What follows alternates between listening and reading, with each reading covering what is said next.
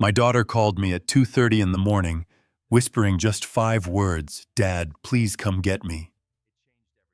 When I arrived at her in-law's estate 15 minutes later, her mother-in-law blocked the door and said she is not leaving. I did not ask twice. I forced my way in. When I found my daughter unconscious in the bathroom with fresh bruises on her arms, my blood did not just boil, it turned into ice. They thought I was just a retired 66-year-old man they could push around. They forgot that before I retired, I spent 40 years hunting down professional con artists, and I know exactly how to dismantle a lie. Before I continue this story, let me know where you are watching from in the comments below. The rain was already hammering against the roof of my small bungalow when the phone rang. It is a sound no parent ever wants to hear in the dead of night. The digital clock on my nightstand read 2:30 a.m. My heart skipped a beat even before I saw the caller ID. It was Mia. My daughter never calls at this hour. She knows I sleep light, but she also knows I value my rest. I slid the answer button and held the phone to my ear. I did not speak. I waited. "Dad, help me." Her voice was barely a breath. It was trembling. I heard a thud in the background, like a heavy door closing, and then the line went dead. I did not call her back. If she was whispering, it meant she could not talk. If she hung up, it meant someone was coming. I threw the covers off. My body moved on muscle memory. I am 66 years old, but I do not move like an old man. Not tonight. I opened the biometric safe in my closet. The green light beeped and the door popped open. I took out my registered Sig Sauer and a spare magazine. I did not plan to use it, but I would rather have it and not need it than need it and not have it. I grabbed my keys and walked out into the storm. My Ford truck roared to life, waking up the quiet cul-de-sac. I threw it into reverse and backed out without looking. The Caldwell estate was 20 minutes away on the north side of town, where the driveways are long and the secrets are deep. I made the drive in 10 minutes. The rain lashed against the windshield, blurring the streetlights into streaks of white and red. My knuckles were white on the steering wheel. Mia had been married to Bradley Caldwell for 3 years. I never liked him. He was soft, a man who let his mother make all his decisions. But Mia loved him, or she thought she did. I had stayed out of their way. I had been the polite father-in-law. I sat at their fancy dinners and ignored the snide comments Patricia Caldwell made about my pension and my cheap suits. But tonight, the polite father-in-law stayed home. Tonight, a different man was driving this truck. I screeched to a halt in front of the Caldwell Manor. The house looked like a fortress in the rain. Every light on the second floor was on, but the massive wrought iron gates were closed tight. A red light blinked on the intercom system. I rolled down my window and the rain instantly soaked my arm. I pressed the buzzer and held it down. I stared through the iron bars at the long driveway. I saw Mia's car parked crookedly near the fountain. The headlights were still on. She had tried to leave. I pressed the buzzer again. No answer. They knew I was here.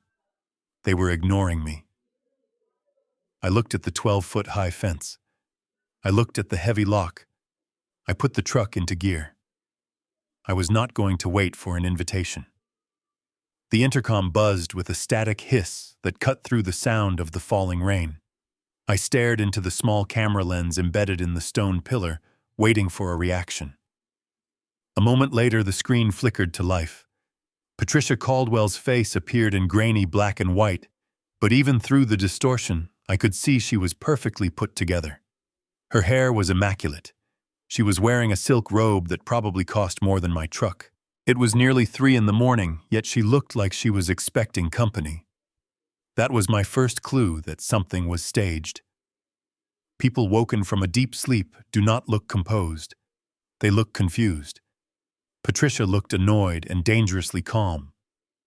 "Go home, Jack," she said, her voice tinny through the speaker. "You are making a scene in my neighborhood. Mia is sleeping.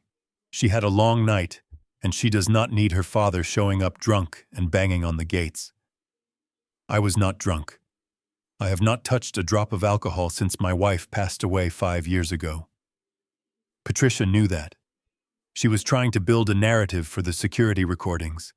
She was already playing the game. I did not answer her accusations. My eyes were busy doing what they did for 40 years. I scanned the background behind the gates, looking for inconsistencies in her story. The driveway was well lit by landscape lighting. That was when I saw the first crack in her lie. Mia's silver sedan was parked haphazardly near the large marble fountain, about 50 yards up the drive. It was not in the garage where it belonged. Rain was hitting the hood of the car and evaporating into a thin mist. Steam. The hood was hot. A car engine cools down within an hour in this weather. If Mia had been asleep for hours like Patricia claimed, the car would be sold. That car had been driven in the last 20 minutes. Then I saw the second thing.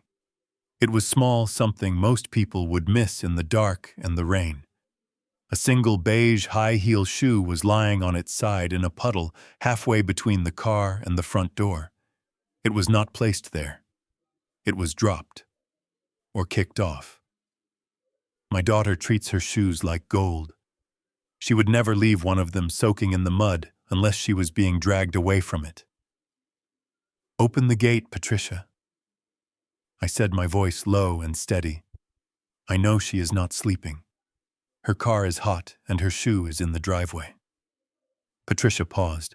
For a split second, the mask slipped and I saw a flash of genuine fear in her eyes before the arrogance returned.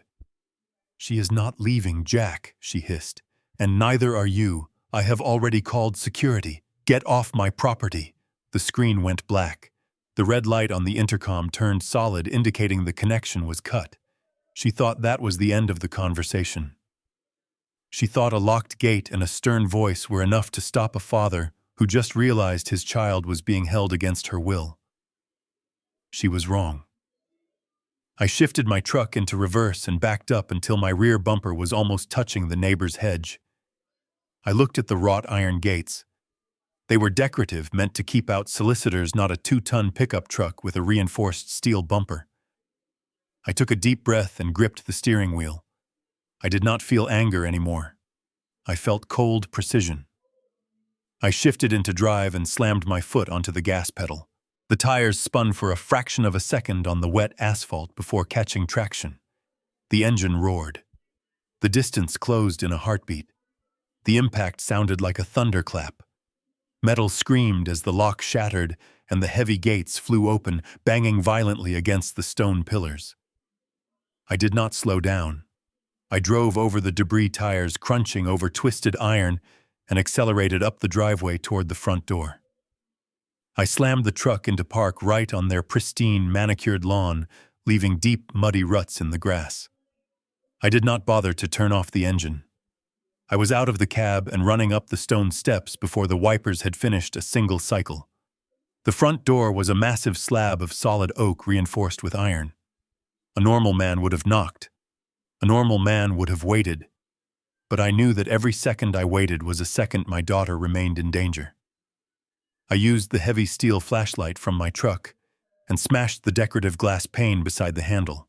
The sound of shattering glass was swallowed by the storm. I reached through the jagged opening, unlocked the deadbolt, and kicked the door open. The foyer was warm and smelled of expensive lilies and old money. But the atmosphere changed the moment I stepped onto the marble floor. Trent Caldwell was waiting for me. He stepped out from the living room, blocking the hallway that led to the bedrooms. He was 35 years old, 6'2", and built like a linebacker. In his hands, he gripped a wooden baseball bat. He was not holding it defensively. He was holding it like an executioner. "You made a big mistake coming here, old man," Trent said. His eyes were wide and dilated. He looked wired. He swung the bat. It was a vicious, horizontal arc meant to take my head off. He expected me to flinch. He expected me to back away. That is what most people do when faced with a weapon. They retreat. But 40 years of fieldwork taught me a different lesson. When someone swings a long weapon, you do not step back. You step in. You close the distance to suffocate their power. I ducked under the path of the bat and lunged forward. My shoulder slammed into his chest, knocking the wind out of him. He stumbled back, knocking over a priceless vase, but he did not drop the weapon. He raised it again for a downward strike. I did not give him the chance. I drove the heel of my boot hard into his right knee. The sound of the joint popping was louder than the rain outside. Trent screamed a high-pitched sound that did not match his tough appearance and crumpled to the floor, clutching his leg. I kicked the bat away, and it skittered across the marble floor, stopping at the foot of the grand staircase. "I have called the police, Jack." Patricia was standing at the top of the stairs. She was filming me with her phone, her hand steady, her face twisted in a mask of triumph. "You are going to prison for assault," she yelled. "You broke into my house and attacked my son. I have it all on video." I did not look at her. I did not care about her video or her threats. I stepped over Trent, who was groaning on the floor, and scanned the hallway. "Mia," I shouted. Silence. Then I saw it. A thin line of light coming from under the door of the guest bathroom at the end of the hall. My stomach dropped. I ran past the expensive paintings and the silk wallpaper. The door was locked. I could hear nothing from inside. No water running. No crying. Nothing. Mia opened the door, I yelled, pounding on the wood. No answer. I took a step back and braced myself. I drove my foot into the area right next to the handle. The wood splintered. I kicked again, harder this time, and the door flew open, banging against the tile wall. The room smelled of bleach and something metallic. I looked into the tub, and my world stopped. Mia was curled up in the fetal position in the dry porcelain tub. She was fully clothed. Her skin was the color of ash. Her hair was matted with sweat sticking to her forehead. But what made me freeze were her arms. Her sleeves were pushed up, and dark purple bruises in the shape of fingerprints were blooming around her delicate wrists. Someone had held her down. Someone had pinned her there. She was not moving. I drove like a man possessed. The speedometer buried the needle past 90 as I wove through the slick, empty streets toward St. Jude's Hospital. Mia was slumped against the passenger door, her breathing shallow and ragged. I kept one hand on the wheel and the other on her cold shoulder, trying to transfer some of my warmth to her. "Stay with me, Mia," I said over and over, my voice cracking. "Just stay with me." I screeched into the emergency bay, abandoning the truck right in the ambulance zone. I scooped her up in my arms. She felt terrifyingly light, as if the last few years of marriage to that family had drained the very substance out of her. I kicked the sliding doors open and shouted for help. Nurses swarmed us immediately, taking her from my arms and laying her onto a gurney. I tried to follow them into the trauma room, but a hand firmly planted on my chest stopped me cold. I looked up, expecting to see a security guard. Instead, I was looking into the cold gray eyes of Dr. Lawrence Thorne. He was the Caldwell family concierge doctor, the kind of man who made house calls for $5,000 and knew how to write prescriptions that kept rich housewives quiet. He was not wearing scrubs. He was wearing a tailored suit. He had beaten me here. "Step back," Mr. Reed Thorne said, his voice smooth and practiced. "We have the situation under control." "Get out of my way, Thorne," I growled, trying to push past him. "She has been assaulted. Look at her wrists." Thorne did not budge. He adjusted his silk tie and looked at me with pity that felt like a slap. "Mia is not a victim of assault, Jack. She is having a psychotic break. She has been self-harming for weeks. Those bruises on her wrists are from where Bradley tried to stop her from hurting herself tonight. We have been treating her for severe paranoia and delusions." The lie was so bold, so perfectly rehearsed, that for a second I was speechless. They were flipping the script. They were turning the victim into the villain. "You are a liar," I shouted, my voice echoing in the sterile hallway. I saw the bruises. I saw the fear in her eyes. "I am going in there to see my daughter." I shoved him. It was not a punch, just a shove to get him out of my path. Thorne stumbled back and acted as if I had shot him. He raised his hands in a theatrical gesture of surrender, just as the automatic doors behind me slid open. Blue and red lights flashed against the white walls. 2 police officers marched in. I recognized one of them, Sergeant Miller. He played golf with Trent Caldwell on Sundays. I felt a wave of relief that was instantly crushed. Miller walked right past Thorne. He did not ask about the unconscious woman. He did not ask about the doctor blocking a father. He walked straight to me. "Jack Reed." "Place your hands behind your back," Miller said, unholstering his taser. "Are you kidding me?" I asked, staring at him. "My daughter is in there half dead, and this man is covering it up. We have a statement from Mrs. Patricia Caldwell that you broke into her home, assaulted her son, and kidnapped Mrs. Mia Caldwell. Against medical advice," Miller droned on, reciting the lies as if they were facts. "You are under arrest for aggravated assault and trespassing." I looked at Thorne. He was smoothing his lapels, a small satisfied smirk playing on his lips. As the cold steel of the handcuffs clicked around my wrists, I realized the terrifying truth. This was not just a family dispute. This was a coordinated strike. And I had walked right into the kill zone. The interrogation room smelled of stale coffee and industrial cleaner. My right wrist was cuffed to a metal rail attached to the table. Sergeant Miller sat across from me, tapping a pen against a thick file folder. He looked bored. For him, this was just paperwork. For me, it was the systematic dismantling of my life. "You are looking at 3 felonies, Jack Miller said without looking up.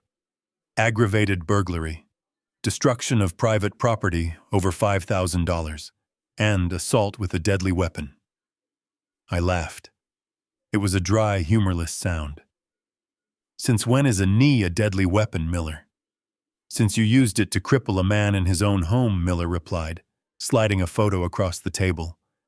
It was a still frame from Patricia's phone video. It showed me standing over Trent, who was curled on the floor.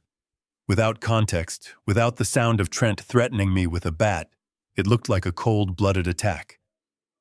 "And since you used your truck as a battering ram, the district attorney is already talking about denying bail. The Caldwells have a lot of friends downtown." I leaned forward as far as the chain would allow. "I did not break into that house, Miller. I entered to prevent a felony in progress. My daughter was being held against her will. She was drugged. You saw her. You saw the state she was in." Miller closed the folder. "I saw a woman having a mental health crisis, Jack. And I saw a father who snapped and took the law into his own hands. You used to be in the game. You know how this looks. I did know.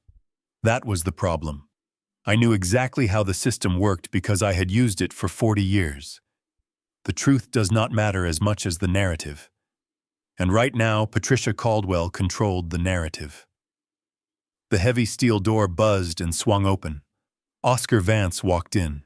He was wearing a rumpled trench coat over his pajamas, but his eyes were sharp as razors.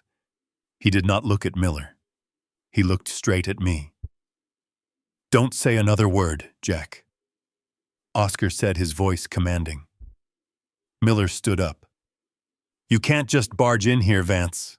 We are in the middle of processing." "You are done processing," Oscar snapped, tossing a sheaf of papers onto the table. "The judge just signed the bail order. $50,000. It is already posted.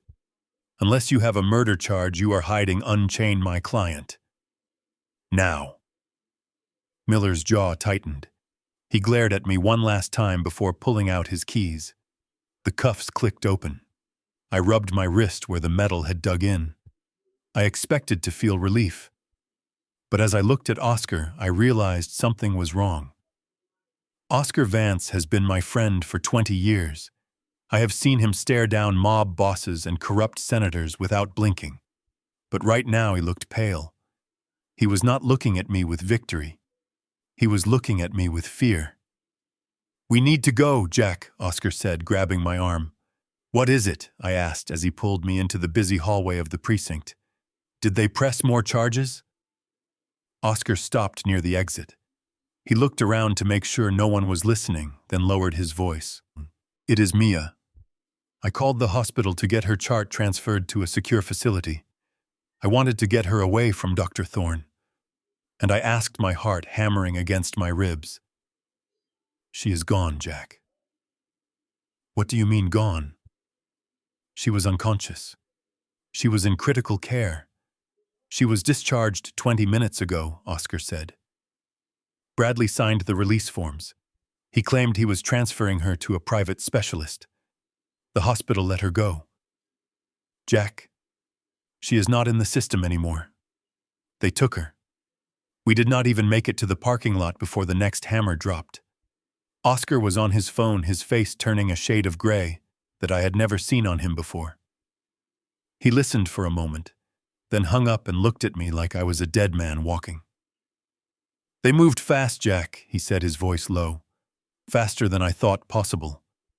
While you were chained to a table in that interrogation room, Patricia Caldwell was standing in front of a family court judge.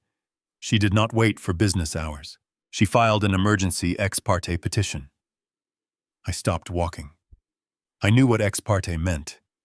It meant one-sided. It meant a hearing where only one party is present. I was not there to defend myself. I was not there to explain that Trent had a baseball bat or that Mia was drugged and unconscious in a bathtub. The judge only saw what Patricia wanted him to see. She showed him the video of a crazy old man kicking down a door and assaulting her son. She showed him the police report from Sergeant Miller describing me as unhinged and violent. And she had the sworn affidavit from Dr. Thorne stating that I had interrupted a critical medical intervention for a patient suffering from severe psychosis. The judge bought it hook, line, and sinker. Oscar handed me his tablet. I stared at the digital document, but the words blurred together.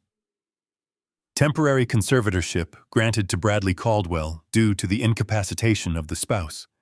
They had declared Mia mentally incompetent based on Thorne's lies. And because I was arrested for violence, I was deemed an immediate threat to her safety. They had not just taken my daughter, they had legally stolen her personhood. She was now property of her husband, and by extension, her mother-in-law. A black sedan pulled up to the curb right in front of us. A man in a cheap suit stepped out holding a thick manila envelope. He did not look me in the eye. He just looked at the photo on his phone, then at my face. "Jackson Reed?" he asked. I did not answer, but he did not need one. He shoved the envelope into my chest. "You have been served," he mumbled and got back into his car. I tore open the envelope. It was a restraining order, but it was not just for the Caldwell estate. It was a protective order covering Mia Caldwell herself. The text was bold and clear.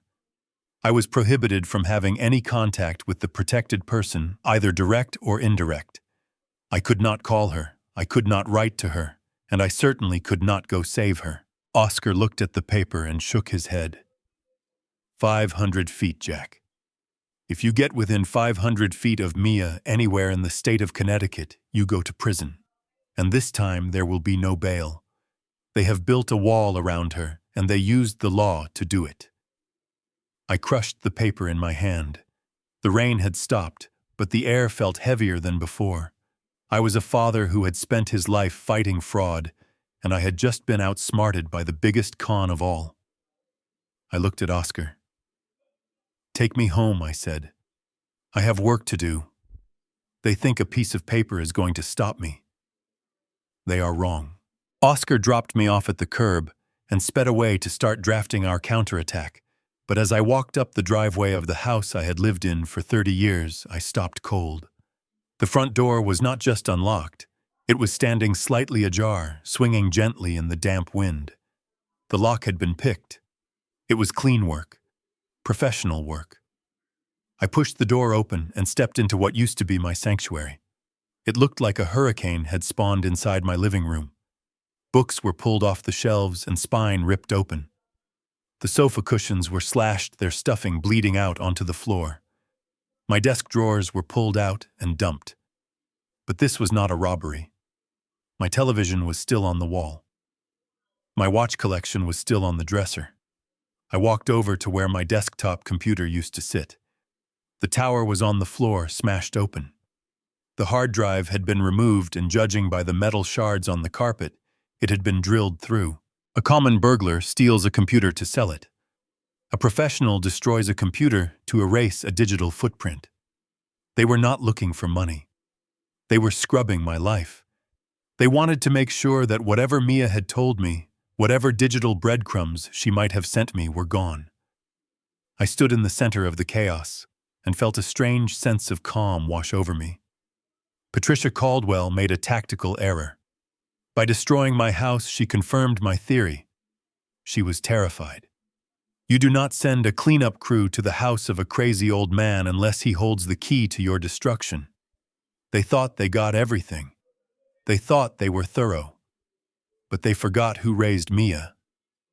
I did not raise a princess. I raised a survivor. I taught her that when you are in a corner, you do not scream, you plant evidence. I closed my eyes and replayed our last meeting. It was 2 weeks ago at a barbecue at their estate. Mia had looked tired, but she was acting normal until she hugged me goodbye. She had held on tight. Too tight. Her hands had lingered around the collar of my jacket. She had whispered, "I love you, Dad. Stay safe." At the time, I thought she was just being emotional. Now I knew it was a handoff.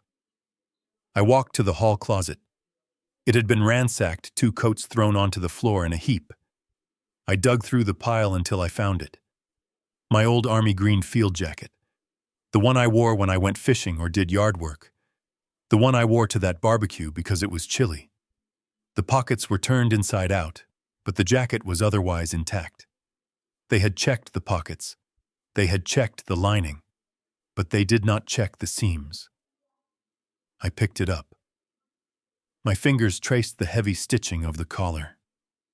I felt it. A tiny hard lump no bigger than a fingernail embedded between the layers of fabric. It was imperceptible unless you were looking for it. I grabbed a shard of glass from a broken picture frame on the floor and sliced open the fabric. A small black micro SD card fell into my palm. It was cold and hard. I looked at it, and for the first time that night, I smiled.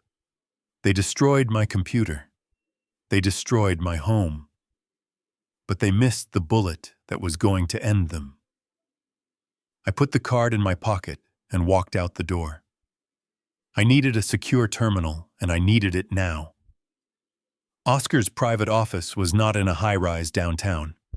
It was in the back room of a laundromat he owned on the east side of the city, a place off the grid where he kept his real work.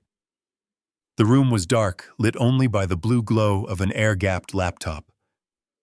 I sat in the leather chair, my hand gripping the armrest so hard my knuckles turned white as the progress bar on the screen crawled forward.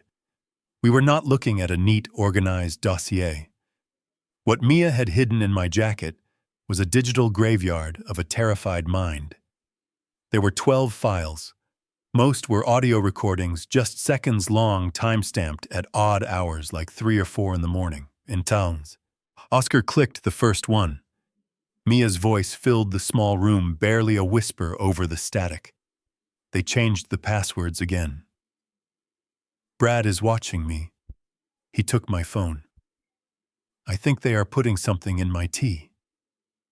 The recording ended with the sound of a door handle turning and a sharp intake of breath before cutting to black. I closed my eyes. I could feel her fear in that room. I could feel the walls closing in on her. She had been living in a war zone, and I had been oblivious at my barbecue grill. We went through the images next. They were photos taken of a computer screen, likely Brad's laptop when he left it unattended. They were blurry, angled hastily, and full of glare. Balance sheets, profit and loss statements for Caldwell Holdings. At first glance, it looked like standard corporate accounting. But then I saw the red ink. The company was bleeding money. They were leveraged to the hilt. Every asset they owned was mortgaged twice over. They were not billionaires. They were broke. But amidst the sea of debt, there was one recurring payment that made no sense. Oscar zoomed in on the image. It was a wire transfer executed on the first of every month for the last 6 months. $50,000. The recipient was listed as the Alpine Sanctuary in Zurich, Switzerland. That is not a hotel, Oscar said, his fingers flying across his separate keyboard to run a search. It is a long-term psychiatric facility. High security. No visitation rights without guardian approval. It is where wealthy European families send their problems to disappear. I stared at the screen. $50,000 a month. You do not pay that kind of money to cure someone. You pay that kind of money to keep them quiet, to keep them sedated, to keep them away from their father. They are not just trying to steal her inheritance, I said, the realization hitting me like a physical blow. They are trying to erase her existence. Once she is in Switzerland under Swiss medical laws, I will never get her out. The timing was perfect. Mia turns 29 next week. The trust fund unlocks. They send her away, declare her incompetent, and Brad signs the checks from a continent away while my daughter rots in a gilded cage. Oscar looked at me, his face grim. The payment schedule shows a final deposit made yesterday. It was labeled admission fee. Jack, this is not a future plan. This is happening now. I stood up. The chair fell over behind me. We needed to know when she was leaving. I did not need to check the flight logs. I felt it in my gut. They had the court order. They had the corrupt doctor. They were moving her, and I was stuck here looking at pictures while my daughter was being packaged for export. My burner phone vibrated against my hip, breaking the silence of the dark office. I did not recognize the number, but the text message made my blood run cold. Meet me behind the diner on 4th Street, alone. I can get her out. It was signed simply Brad. Oscar told me it was a trap. He told me that a man who lets his mother drug his wife does not suddenly grow a conscience in the middle of the night. But I was not thinking like a lawyer. I was thinking like a father who had just seen a wire transfer for a Swiss asylum. If there was even a 1% chance that Bradley Caldwell was ready to turn on his mother, I had to take it. I parked my truck 2 blocks away and walked the rest of the distance in the shadows. The alley behind the diner smelled of grease and old rain. Bradley was waiting by the dumpsters. He looked pathetic. His expensive cashmere coat was soaked through, and he was shivering violently. When he saw me, he did not back away. He collapsed against the brick wall and slid down to the ground, burying his face in his hands. He was sobbing. Not the polite crying of the upper class, but the ugly, desperate heaving of a man who has lost control. Jack, I'm so sorry, he stammered, looking up at me with red-rimmed eyes. I did not know about the Switzerland plan. Mom told me it was just a spa in Vermont. You have to believe me. I love Mia. I never wanted this. I stood over him, my hands deep in my pockets, clenching into fists. Part of me wanted to believe him. I wanted to believe that somewhere inside that weak spine there was a shred of decency. Where is she, Brad? I asked, my voice rough. Where are they keeping her right now? He stood up, wiping his nose on his sleeve. They have her at a safe house in the city. Mom is moving her tomorrow morning.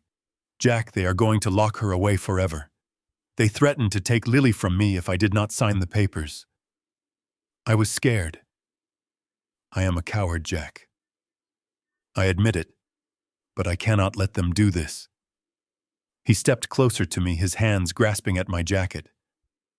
You can stop them, Jack. You are the only one they are afraid of. You need to do something drastic. You need to hurt them. Tell me what you are going to do. Tell me you will make them pay. The desperation in his voice triggered something in me.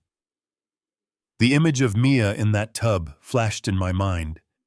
The image of this spineless worm signing her life away made me snap. I grabbed him by the lapels of his coat and slammed him hard against the brick wall. His head cracked against the masonry, but I did not care. I am not just going to hurt them, Brad, I snarled into his face.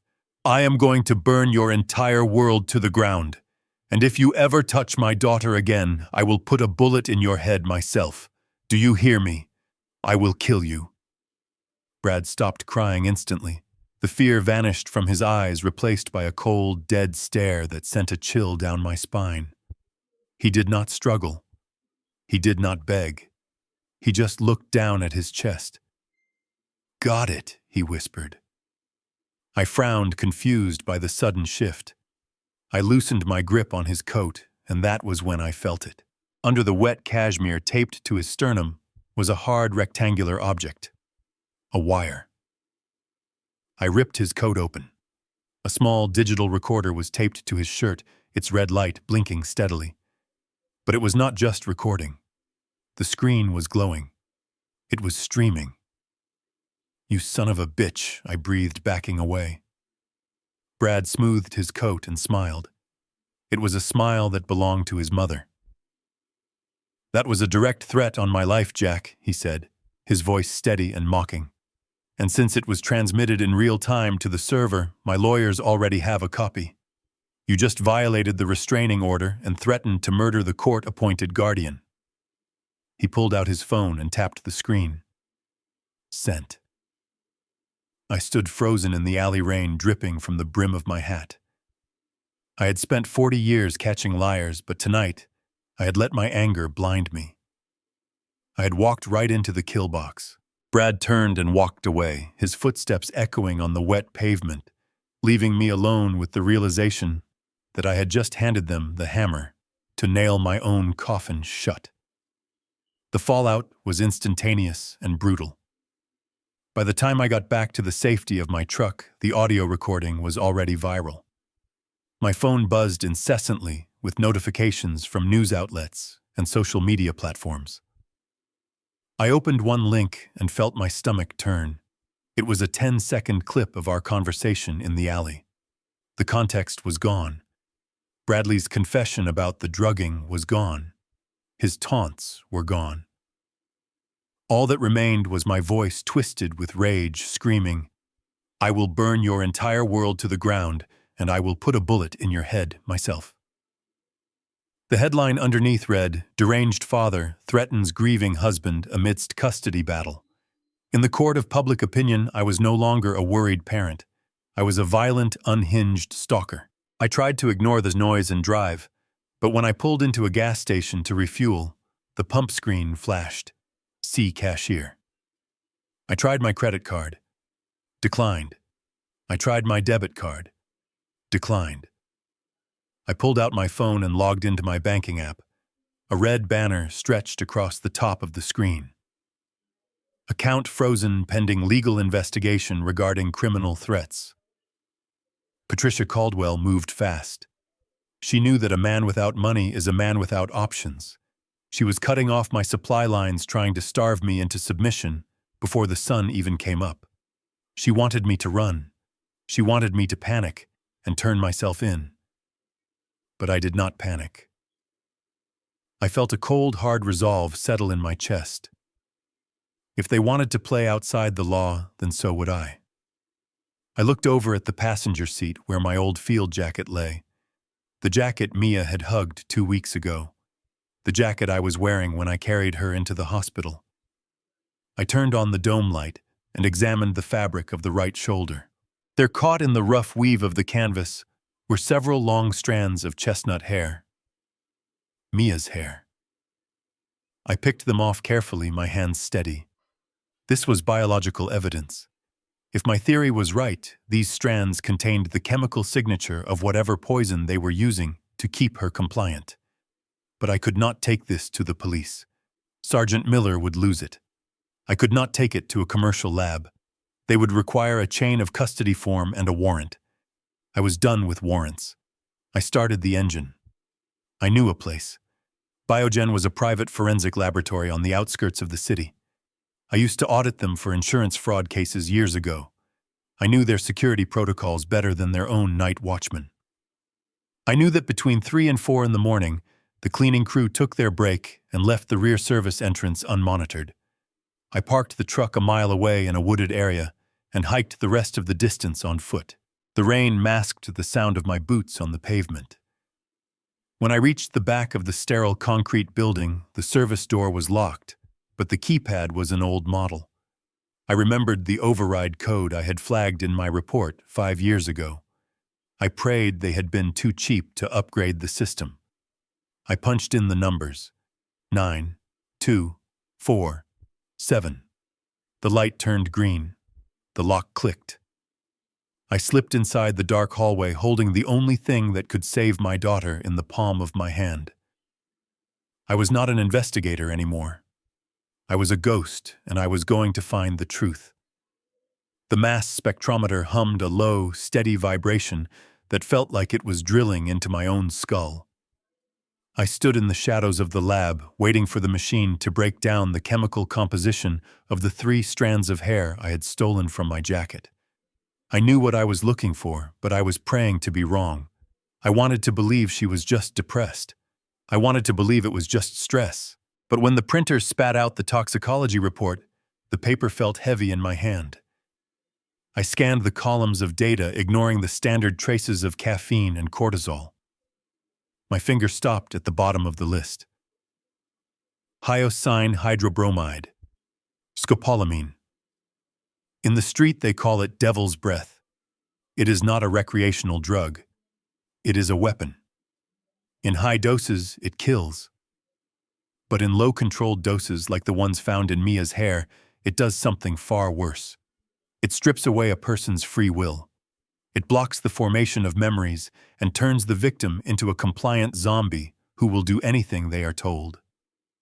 They had not just been drugging her to sleep. They had been chemically lobotomizing her so she would sign whatever papers they put in front of her. Rage is a funny thing. At a certain point, it stops being hot and turns cold. Absolute zero. I grabbed the report and drove straight to the precinct. The sun was just coming up, painting the sky in colors that felt too cheerful for the hell I was living in. I did not wait for the front desk officer. I walked straight into Sergeant Miller's office and slammed the report onto his coffee-stained desk. "Read it," I said, my voice raspy from lack of sleep. Miller looked up from his donut. He did not look surprised. He looked annoyed. "You are supposed to be following a restraining order, Jack, not harassing police officers." I pointed at the paper. "That is a toxicology report from a forensic lab. My daughter is not psychotic Miller. She is being poisoned. Scopolamine. They are keeping her docile so they can ship her off to Switzerland. This is attempted murder and kidnapping. Arrest them." Miller picked up the paper. He glanced at it for 2 seconds before dropping it into the trash can next to his desk. He did not even read the numbers. "You broke into Biogen last night, didn't you, Jack?" he asked, leaning back in his chair. "We got a silent alarm notification. We chose not to send a car because we figured it was just a glitch. But now I see it was you." "It does not matter how I got it," I shouted, slamming my hand on the desk. "It is proof. It is fruit of the poisonous tree," Miller said smugly. "You obtained this evidence by committing a felony burglary.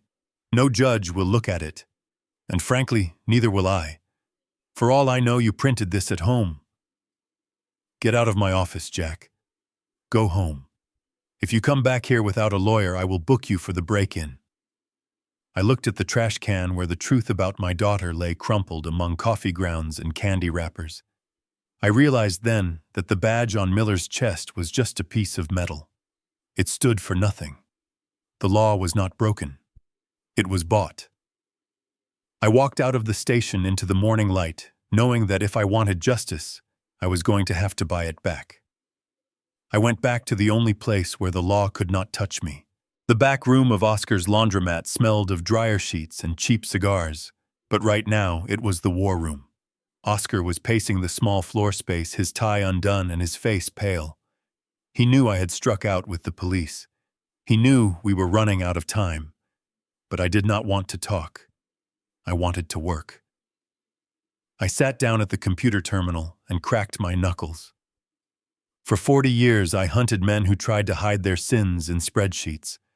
I knew that every lie eventually leaves a paper trail, and I was going to find the one the Caldwells left behind. I stopped looking at the evidence of the crime and started looking for the motive. You do not drug a woman and kidnap her just because you hate her. You do it because she is worth something to you. I pulled up the public records for Caldwell Holdings. On the surface, they looked like pillars of the community. They had the charity galas and the ribbon cuttings. But when I dug into their credit history, the facade crumbled. The numbers on the screen were screaming in red. They had taken out 3 massive loans against the estate in the last 2 years. All of them were interest-only payments, and they had missed the last 4. Their construction company had been sued by 6 different subcontractors for non-payment. Patricia Caldwell was not a tycoon. She was a squatter in a mansion she no longer owned. They were insolvent. They were drowning in debt, and the water was rising fast. So why were they still spending money? Why were they paying $50,000 a month to a Swiss clinic if they could not even pay the gardener? They were betting on a sure thing. They were waiting for a payday that would wipe the slate clean. I closed the corporate files and opened a file I had not looked at in 20 years, my late wife's estate planning documents. Eleanor came from old money, the kind that is quiet and ironclad. When she passed, she left everything to Mia, but she was smart. She knew Mia was young and trusting. She locked the inheritance in a trust fund called the Reed Family Trust. I scrolled through the legalese, my eyes scanning for the distribution clauses, and there it was. Paragraph 4, Section B. The principal amount of $10 million plus accrued interest shall be released to the beneficiary upon her 29th birthday. I checked the calendar on the wall. Today was the 12th. Mia's birthday was the 19th. Next week. In exactly 7 days, my daughter was going to inherit a fortune that could pay off every debt the Caldwells had and still leave enough to buy their silence.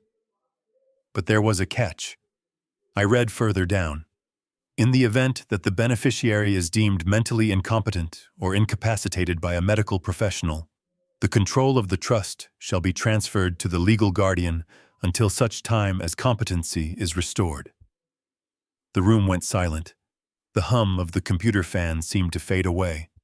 It all made sense. The gaslighting, the isolation, the scopolamine. They did not need to kill her. Killing her would trigger an investigation. They needed her alive but broken. They needed a doctor to say she was crazy so they could step in as her guardians and drain the account dry. They were not sending her to Switzerland to get better. They were sending her there to wait out the clock while they spent her mother's legacy. They were stealing $10 million, and they were using my daughter's sanity as the key to the vault. I stared at the clause on the computer screen until the words burned into my retinas. Paragraph 4, Section B was not just legal jargon. It was the blueprint for a soul murder. It stated clearly that if the beneficiary was unable to manage their own affairs due to medical incapacitation, the court-appointed guardian would assume full fiduciary responsibility. I looked at the date on the calendar again. Mia turned 29 in 6 days. The trust was set to automatically dissolve and transfer the $10 million principal directly to her personal account on that day, unless she was certified insane before the clock struck midnight. Oscar did the math out loud, his voice heavy with disgust. It is the perfect crime, Jack. If they kill her, the money might go to a secondary beneficiary or stay in the trust for her child. If they divorce her, they get nothing because of the prenup your wife insisted on. But if she is alive yet legally dead, they get everything. Bradley becomes the trustee. He gets to pay himself a management fee. He gets to use the funds for her care, which means paying the Caldwell family companies for services that do not exist. They could drain that account dry in 3 years, and the law would protect them the entire time. I felt a wave of nausea that had nothing to do with the stale air in the room. I thought about the scopolamine. I thought about the way Mia looked in that bathtub. They were not trying to drive her crazy. They were manufacturing a diagnosis. The drugs were just a tool to make her fail the psychiatric evaluation. When she gets to Switzerland, the doctors there will see a woman who is disoriented, paranoid, and unable to speak for herself. They will stamp her file with whatever label Patricia bought and paid for. Schizophrenia. Early onset dementia. It does not matter. As long as the label sticks, the money flows. They do not want a funeral. I said, my voice dropping to a whisper. A funeral is final. A funeral has questions. They want a vegetable. They want a breathing mannequin that they can park in a room in Zurich while they spend her mother's legacy on their crumbling empire. They are going to keep her barely alive, just enough to keep the checks clearing. It is a fate worse than death, Oscar. They are sentencing my daughter to an eternity of twilight just to pay off their bad loans. Oscar slammed his hand on the desk, making the coffee cups rattle. We have to stop the plane, Jack. We cannot let her leave U.S. soil. Once she lands in Switzerland under their privacy laws, we will never get her back. We have to file an injunction. No injunctions, I said, standing up. I was done with paper. I was done with judges who played golf with the enemy. I walked over to the whiteboard, where Oscar had sketched out the Caldwell's financial web. I picked up a red marker and drew a thick circle around their debts. They are doing this because they are broke. They are desperate. They are terrified of losing their status. Money is the only language they speak, so I am going to speak it back to them. I turned to Oscar. How much liquid cash can we get if I liquidate everything? My retirement, the house, the truck, everything. Oscar looked at me like I was crazy. Jack, that is your life savings. That is your safety net. I do not need a safety net, I said. I need a war chest. If they want to play the finance game, let's play. I am going to buy their debt, Oscar. I am going to buy the very ground they stand on.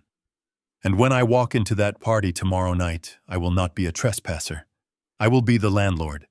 And I am going to evict them from their own lives. Oscar managed to pull the address from an old payroll file that had been archived before the Caldwells wiped their servers. It led to the south end of the city, a place where the streetlights are shot out, and the police only show up to draw chalk outlines. I parked my truck 3 blocks away to avoid drawing attention and walked the rest of the distance in the rain. The building was a crumbling tenement with peeling paint and the smell of mildew seeping through the brick. This was where Elena, the former housekeeper, lived. She was the only person who had seen what happened behind the closed doors of the Caldwell estate before they fired her without severance. I knocked on apartment 4B. The sound echoed in the empty hallway. After a long minute, the door cracked open just an inch, held by a rusty security chain. A pair of terrified brown eyes stared out at me. I recognized her immediately. Elena was a kind woman who used to make tea for me when I visited Mia, but now she looked like a hunted animal. Mr. Reed, she whispered, her voice trembling. You should not be here. If they see you talking to me, they will hurt my family. Elena. I need your help, I said, keeping my voice low. I know what they are doing to Mia. I know about the medicine. She tried to shut the door, but I held it open with my boot. Please, Elena, my daughter is dying in there. I know you saw something. I saw nothing, she insisted, tears welling up in her eyes. Please, go away. My son is in trouble. I cannot deal with the Caldwells right now. She slammed the door in my face and bolted the lock. I stood there for a moment, defeated. I turned to leave, but as I reached the stairwell, I heard a commotion from the alleyway below. Shouting, the sound of a fist hitting flesh, and a young man pleading for mercy. I looked over the railing. 3 men were surrounding a skinny kid in a mechanic's uniform. One of them was holding a tire iron. It was a classic shakedown. I recognized the kid from the photos in Elena's living room. Her son. I did not think. I moved. I took the stairs 3 at a time. The thug with the tire iron had his arm raised, ready to break the kid's leg. I hit him from behind with the full weight of my body, tackling him into the dumpster. The metal clanged loudly. The other two spun around, surprised to see an old man in a field jacket. They pulled knives. "You made a mistake, Grandpa," one of them sneered. I did not answer. I broke the first guy's wrist before he could stand up. I took the tire iron from his screaming hand and stood up to face the other two. I did not hold the weapon like an amateur. I held it like I was ready to paint the alley with their blood. I had 40 years of rage inside me, and right now these low-level punks were the only outlet I had. "Walk away," I growled, "or I will make sure you never walk again." They looked at my eyes. They saw something there that scared them more than prison. They grabbed their injured friend and ran. Elena's son was shaking on the wet pavement. I helped him up just as Elena came running out of the building, screaming his name. She checked him for injuries, hugging him tight. Then she looked at me. She looked at the tire iron in my hand, and then at the retreating gangsters. She realized something in that moment. She realized that I was more dangerous than the people she was afraid of. "Come inside, Mr. Reed," she said, wiping her tears. 5 minutes later, we were sitting in her small kitchen. She went into her bedroom and came back with a cheap, prepaid smartphone with a cracked screen. "I recorded it because I was scared," she said, handing it to me. "I thought if I had proof, they would pay me what they owed me. But then I got too scared to use it." "Take it. Save your daughter." I powered on the phone. There was one video file in the gallery. I pressed play, and what I saw made my knuckles turn white. It was the smoking gun I had been praying for. We plugged the cracked smartphone into Oscar's main monitor, using a frayed cable. The screen flickered to life, showing a timestamp from 3 weeks ago. The angle was low and tilted, likely filmed from a phone propped up behind a toaster or a stack of cookbooks. It was the Caldwell kitchen, a massive space of stainless steel and marble that looked more like an operating theater than a place to eat family meals. Mia was sitting at the island. Even in the grainy footage, I could see the tremors in her hands. She was wearing a bathrobe and staring at a spot on the counter with vacant, glassy eyes. She looked like a ghost haunting her own life. Then Patricia walked into the frame. She was not the poised socialite the public saw. She was a predator. She held a small crystal vial filled with a liquid that glowed an electric blue. "Drink it," Patricia commanded, her voice distorted, but clear enough to chill my blood. Mia shook her head slowly. "No. It makes me forget. Please." "I do not want to forget Lily anymore."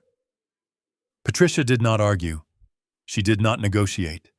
She lashed out with the speed of a viper.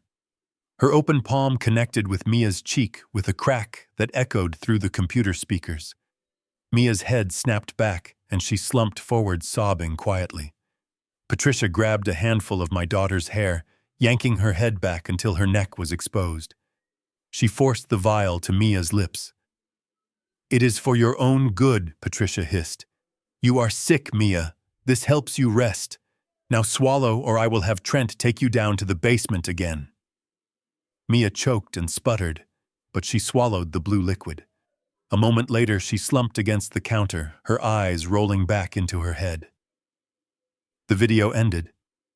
I sat there in the dark office, listening to the hum of the hard drive. My hands were shaking, not from fear, but from a rage so pure it felt like it was burning my skin. I stood up and paced the small room, my boots heavy on the linoleum. "We have them, Oscar. That is assault. That is forced administration of a controlled substance. We can call the FBI right now." Oscar did not move. He was staring at the frozen image of Patricia holding the vial. He took off his glasses and rubbed the bridge of his nose, a gesture I knew meant bad news. "We cannot use it, Jack," he said quietly. "What do you mean we cannot use it? It is right there in high definition." "It is inadmissible," Oscar said, turning his chair to face me. "Elena recorded this in a private residence without the consent of the parties involved. In this state, that is a felony. If we take this to a judge, not only will they throw it out, but they will arrest Elena. and Patricia's lawyers will argue that the video is a deep fake or that the liquid was just herbal tea. Without the bottle itself for testing it is just a grainy movie. It will take months to authenticate, and by then Mia will be in Switzerland. I slammed my fist against the wall. So it is worthless. My daughter is being tortured, and the proof is worthless because of a technicality. Oscar stood up and put a hand on my shoulder. It is worthless in a court of law, Jack. But in the court of public opinion or in a boardroom negotiation, it is nuclear. This video is not evidence for a judge. It is ammunition for us. It proves we are right. It proves they are monsters. We cannot use it to arrest them tonight, but we can use it to destroy them when the time is right. Keep it safe. When we walk into that house tomorrow, we are not going in with a warrant. We are going in with a sledgehammer. The printer in the corner of the dark office whirred to life, spitting out a single sheet of paper that sealed my daughter's fate. Oscar snatched it from the tray before the ink was even dry. His eyes scanned the lines of text, and his shoulders slumped. It was the confirmation we had been dreading. A flight manifest for a private charter jet departing from Teterboro Airport at 8 p.m. tomorrow night. The tail number belonged to a shell company registered to the Caldwell estate. The destination was Zurich, Switzerland. Oscar tossed the paper onto the desk. It is a medical transport, he said, his voice heavy with defeat. They have listed her as a high-risk patient requiring immediate specialized care abroad. They have the doctor's signature. They have the court order. Jack, once the wheels of that Gulfstream touch down on Swiss soil, she is gone. The facility they are sending her to is a black hole. It is a fortress designed to keep people in and questions out. Under Swiss privacy laws, we will not even be able to confirm she is there, let alone visit her. You will never see her again. I stared at the flight plan. The letters seemed to blur together. I saw the timeline of my daughter's life shrinking down to less than 24 hours. Tomorrow night. They were not just stealing her inheritance. They were erasing her existence. They were shipping her across the Atlantic like damaged cargo so they could live in luxury on her dime. I felt the last shred of faith I had in the system dissolve. I had tried to play by the rules. I had gone to the police. I had hired a lawyer. I had gathered evidence. And at every turn the Caldwells had used their money to build a wall I could not climb. But walls work both ways. If they could use money to buy the law, then I could use money to burn it down. I stood up and walked to the window, looking out at the rain-slicked street. I was done asking for permission. I was done waiting for a judge to find his conscience. Stop typing, Oscar, I said, my voice calm and cold. We are done filing motions. We are done looking for loopholes. Oscar looked up, confused. Jack, if we do not file an emergency injunction by morning, she leaves. Let her leave, I said, turning to face him. Or at least let them think she is leaving. You told me earlier that the Caldwells are broke. You told me they are drowning in debt, and this inheritance is their only life raft. Oscar nodded slowly. They are insolvent. If they do not get control of that trust fund in a week, the banks will foreclose on everything. Good, I said. Then we are not going to fight them in court. We are going to fight them at the bank. I want you to pull up my entire portfolio, my retirement accounts, the equity in my house, my life insurance policies, everything I have saved for 40 years. Oscar's eyes went wide. Jack, what are you doing? I am cashing out, I said, walking back to the desk. I am going to liquidate every asset I own. I am going to beg, borrow, and steal every cent I can get my hands on. I do not want a lawyer anymore, Oscar. I want a broker. I am going to buy their debt. I am going to become the one thing Patricia Caldwell cannot ignore. I am going to be her landlord. And tomorrow night, instead of watching my daughter fly away, I am going to evict them from their own lives. I walked out of that laundromat, and I did not go home to sleep. I went home to say goodbye. My house on Elm Street was the only thing I had left of my wife, Eleanor. It was where we brought Mia home from the hospital. It was where I taught her to ride a bike in the driveway. It was the place where I thought I would take my last breath. But as I stood in the living room looking at the slashed sofa and the broken drywall from the break-in, I realized something profound. A house is just wood and stone. A home is the people inside it. And my person was being held hostage in a mansion across town. I picked up the phone and called a number from a billboard I usually ignored. One of those predatory investors who buy houses for cash in any condition. It was 4 a.m, but greed never sleeps. The investor met me there in an hour. He looked at the damage. He looked at the desperate old man standing in the rain. He smelled blood in the water. He offered me 60 cents on the dollar. I did not haggle. I did not negotiate. I signed the deed on the hood of his car while the ink smeared in the drizzle. I watched him wire the funds, and just like that, 30 years of memories were converted into a routing number. But it was not enough. I drove to the bank the second the doors opened at 9. I sat down with a young financial advisor who looked terrified as I demanded he liquidate my entire portfolio, my 401k, my IRA, my life insurance policies. He tried to warn me about the tax penalties. He tried to tell me I was destroying my retirement and that I would be destitute in 5 years. I told him I did not plan on retiring. I planned on winning. I signed the withdrawal forms with a steady hand. I walked out with a cashier's check that represented every overtime shift I ever worked and every vacation I never took. It was still not enough to buy a corporate debt of that magnitude. I needed leverage. I needed the kind of money that does not ask questions.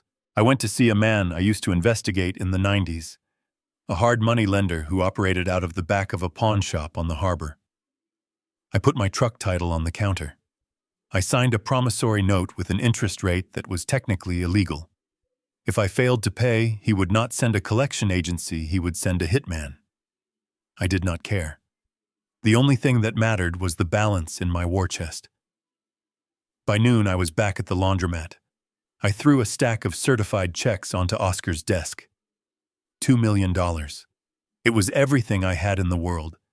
It was my past, present, and future liquidated into paper. Oscar looked at the pile and then he opened his briefcase. He pulled out another stack of checks, thick and heavy. $3 million, he said quietly. I called in every favor, Jack. Every client whose business we saved in the last 20 years.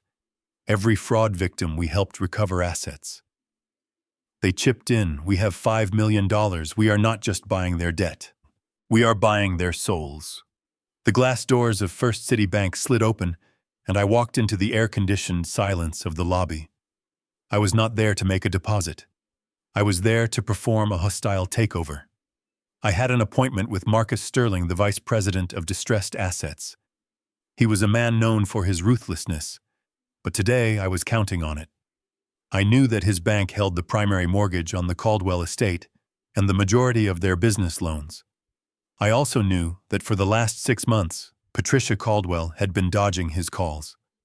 Sterling was sitting behind a desk that looked like it cost more than my first house. He did not get up to shake my hand. He looked at my wet field jacket and the mud on my boots with open disdain.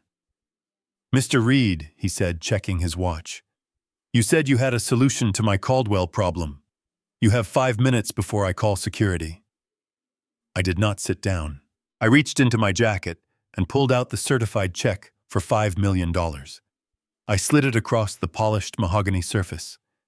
It was a small piece of paper, but it carried the weight of my entire life. "I am not here to negotiate a payment plan," I said, my voice steady. "I am here to buy the note. All of it. The mortgage on the mansion. The construction loans. The lines of credit. I want to purchase the entire debt portfolio of Caldwell Holdings." Sterling looked at the check. Then he looked at me. His eyes narrowed. "The face value of that debt is nearly $18 million, Mr. Reed. $5 million is an insult.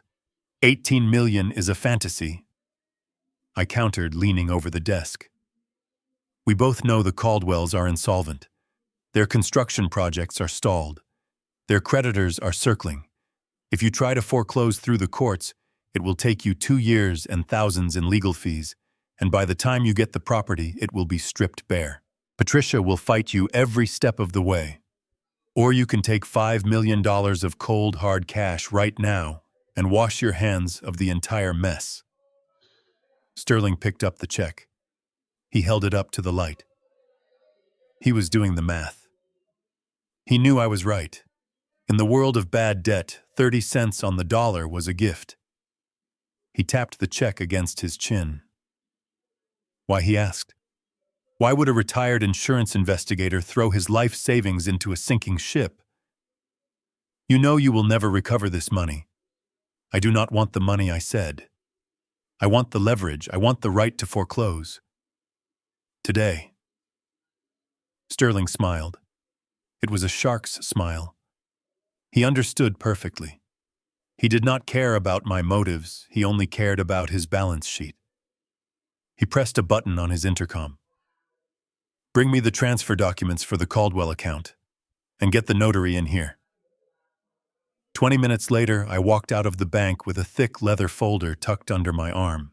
The rain had finally stopped, but the storm was just beginning. I stopped on the sidewalk and opened the folder. Inside was the assignment of mortgage and the transfer of note. My name was typed on the line where the bank used to be. I ran my thumb over the raised seal of the notary. It was done. Technically, I was now the owner of the roof over Patricia's head. I owned the bed she slept in and the gates she locked me out of. I was no longer a helpless father begging for access to his child. I was the creditor. And in America, the creditor is king. I pulled out my phone and called Oscar. Tell the team to get ready, I said. We are not going to the party as guests. We are going to the party as the new owners.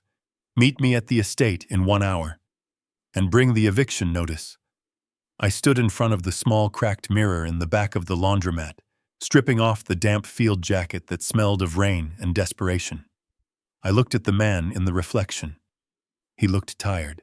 His eyes were rimmed with red, and his gray stubble was thick on his chin. But the fear was gone. It had been replaced by a cold, mechanical precision. For the last 24 hours, I had been reacting to their moves, playing their game by their rules. I had been the frantic father banging on the gates. But that man was gone now. The man looking back at me was the man who used to bring down insurance fraud rings worth millions. I was not going to a party to beg for my daughter. I was going to a closing. I reached for the garment bag Oscar had retrieved from my storage unit. I unzipped it slowly.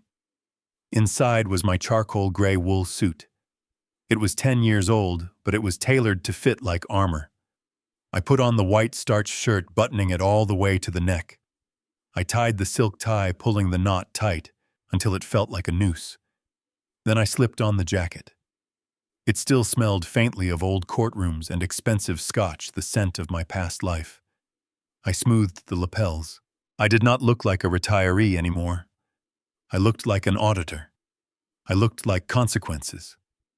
I walked over to the desk where my Sig Sauer lay heavy and black on the blotter. I picked it up, feeling the cold steel against my palm. It was a comforting weight. It was the easy way out. A gun commands respect instantly, but it also brings the police and the handcuffs. A gun makes you a criminal.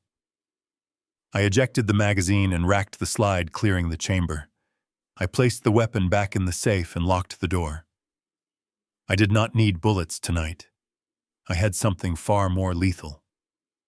I picked up the leather briefcase. It was worn at the corners, scuffed from years of being thrown onto tables in interrogation rooms. I opened it. Inside, neatly organized in plastic sleeves, were the instruments of the Caldwell's destruction. The assignment of mortgage, the transfer of note, the notice of default, and on the very top, the notice of immediate foreclosure and eviction based on the acceleration clause I had triggered an hour ago. These papers were not just legal documents. They were a nuclear option. A gun can kill a person, but these papers could kill a legacy. They could erase a name from society. I snapped the latches shut.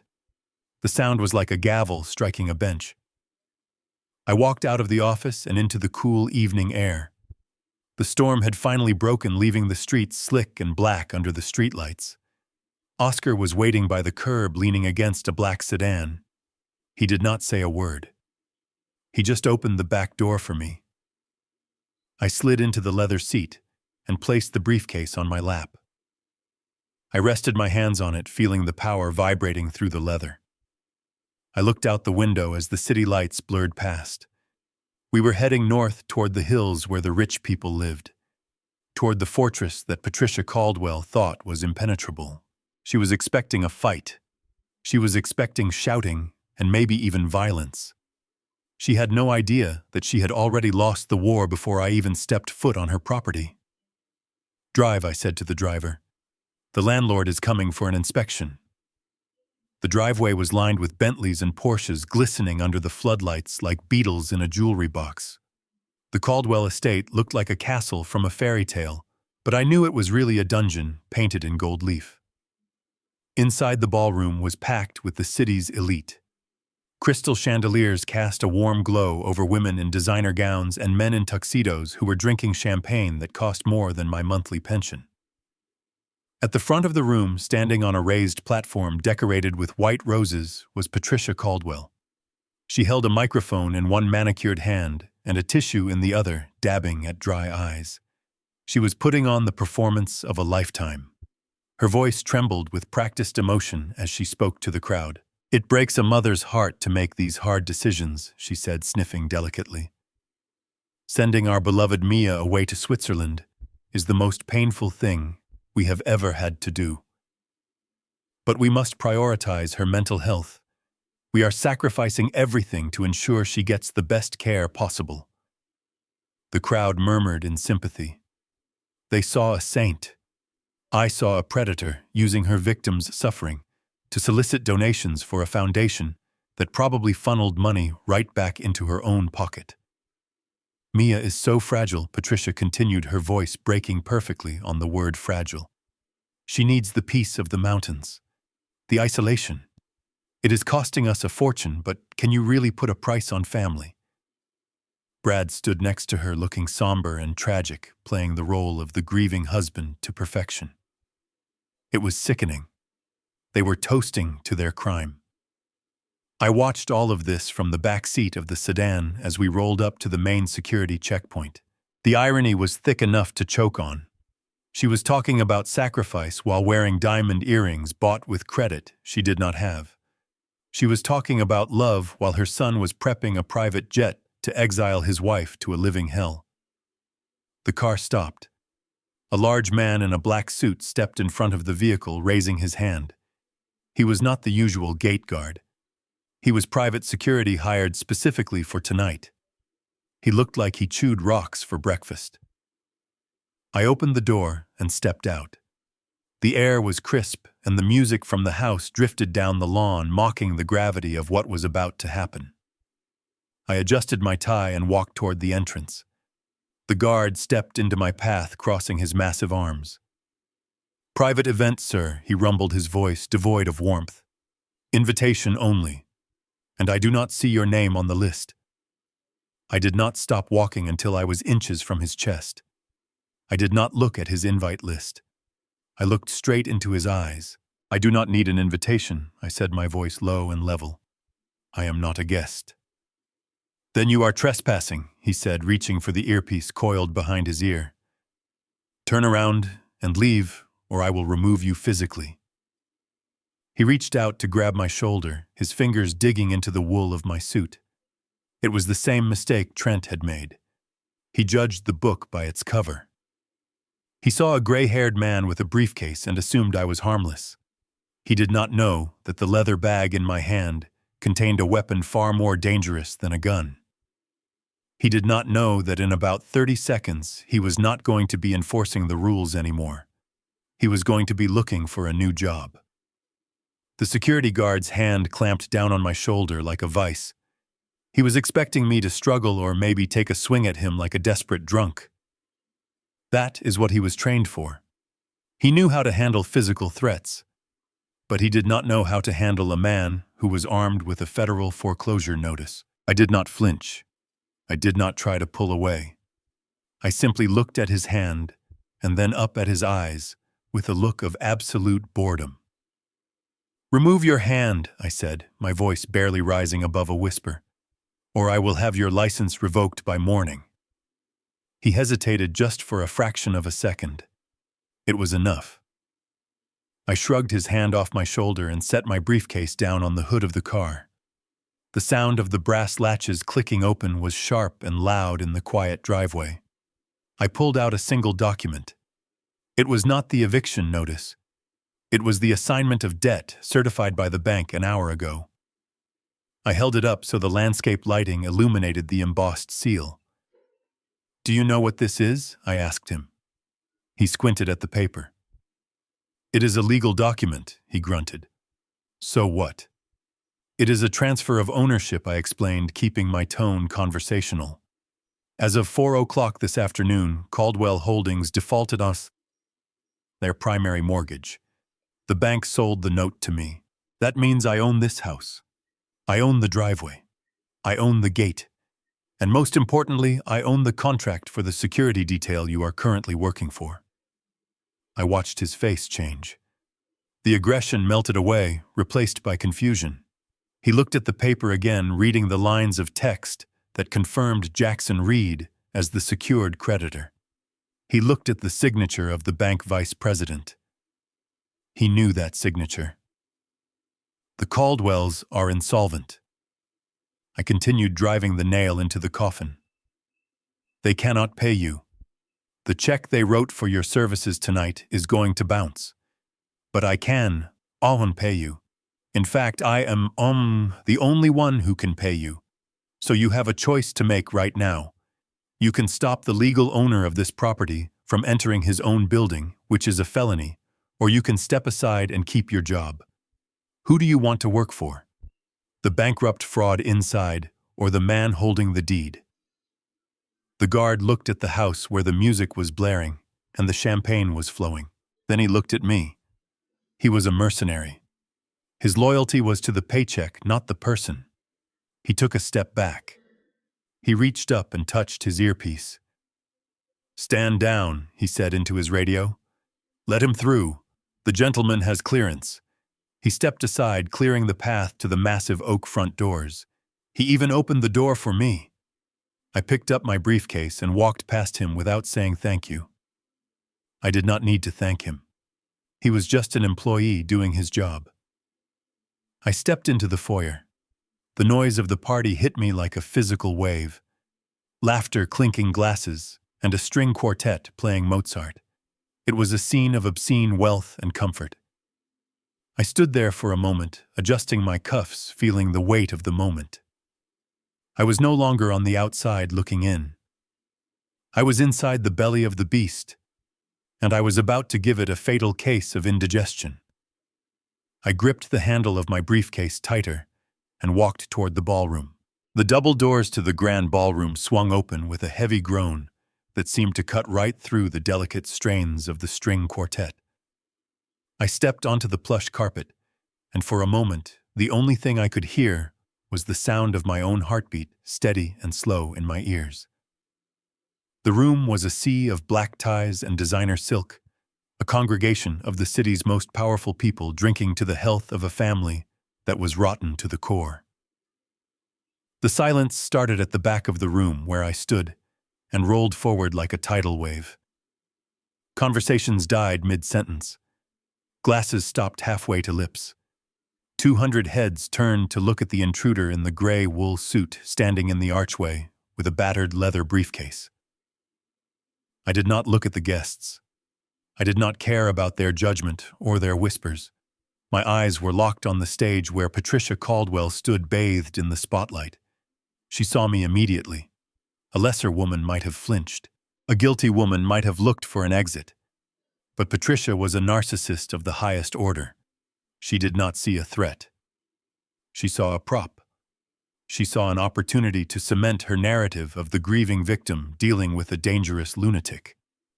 She smoothed the front of her gown, and a slow, pitying smile spread across her face. It was the kind of smile you give to a misbehaving child or a rabid dog before you put it down. She raised the microphone to her lips, her eyes sparkling with malicious delight. "Ladies and gentlemen, I am so terribly sorry for this interruption," she purred, her voice amplified and dripping with false sweetness.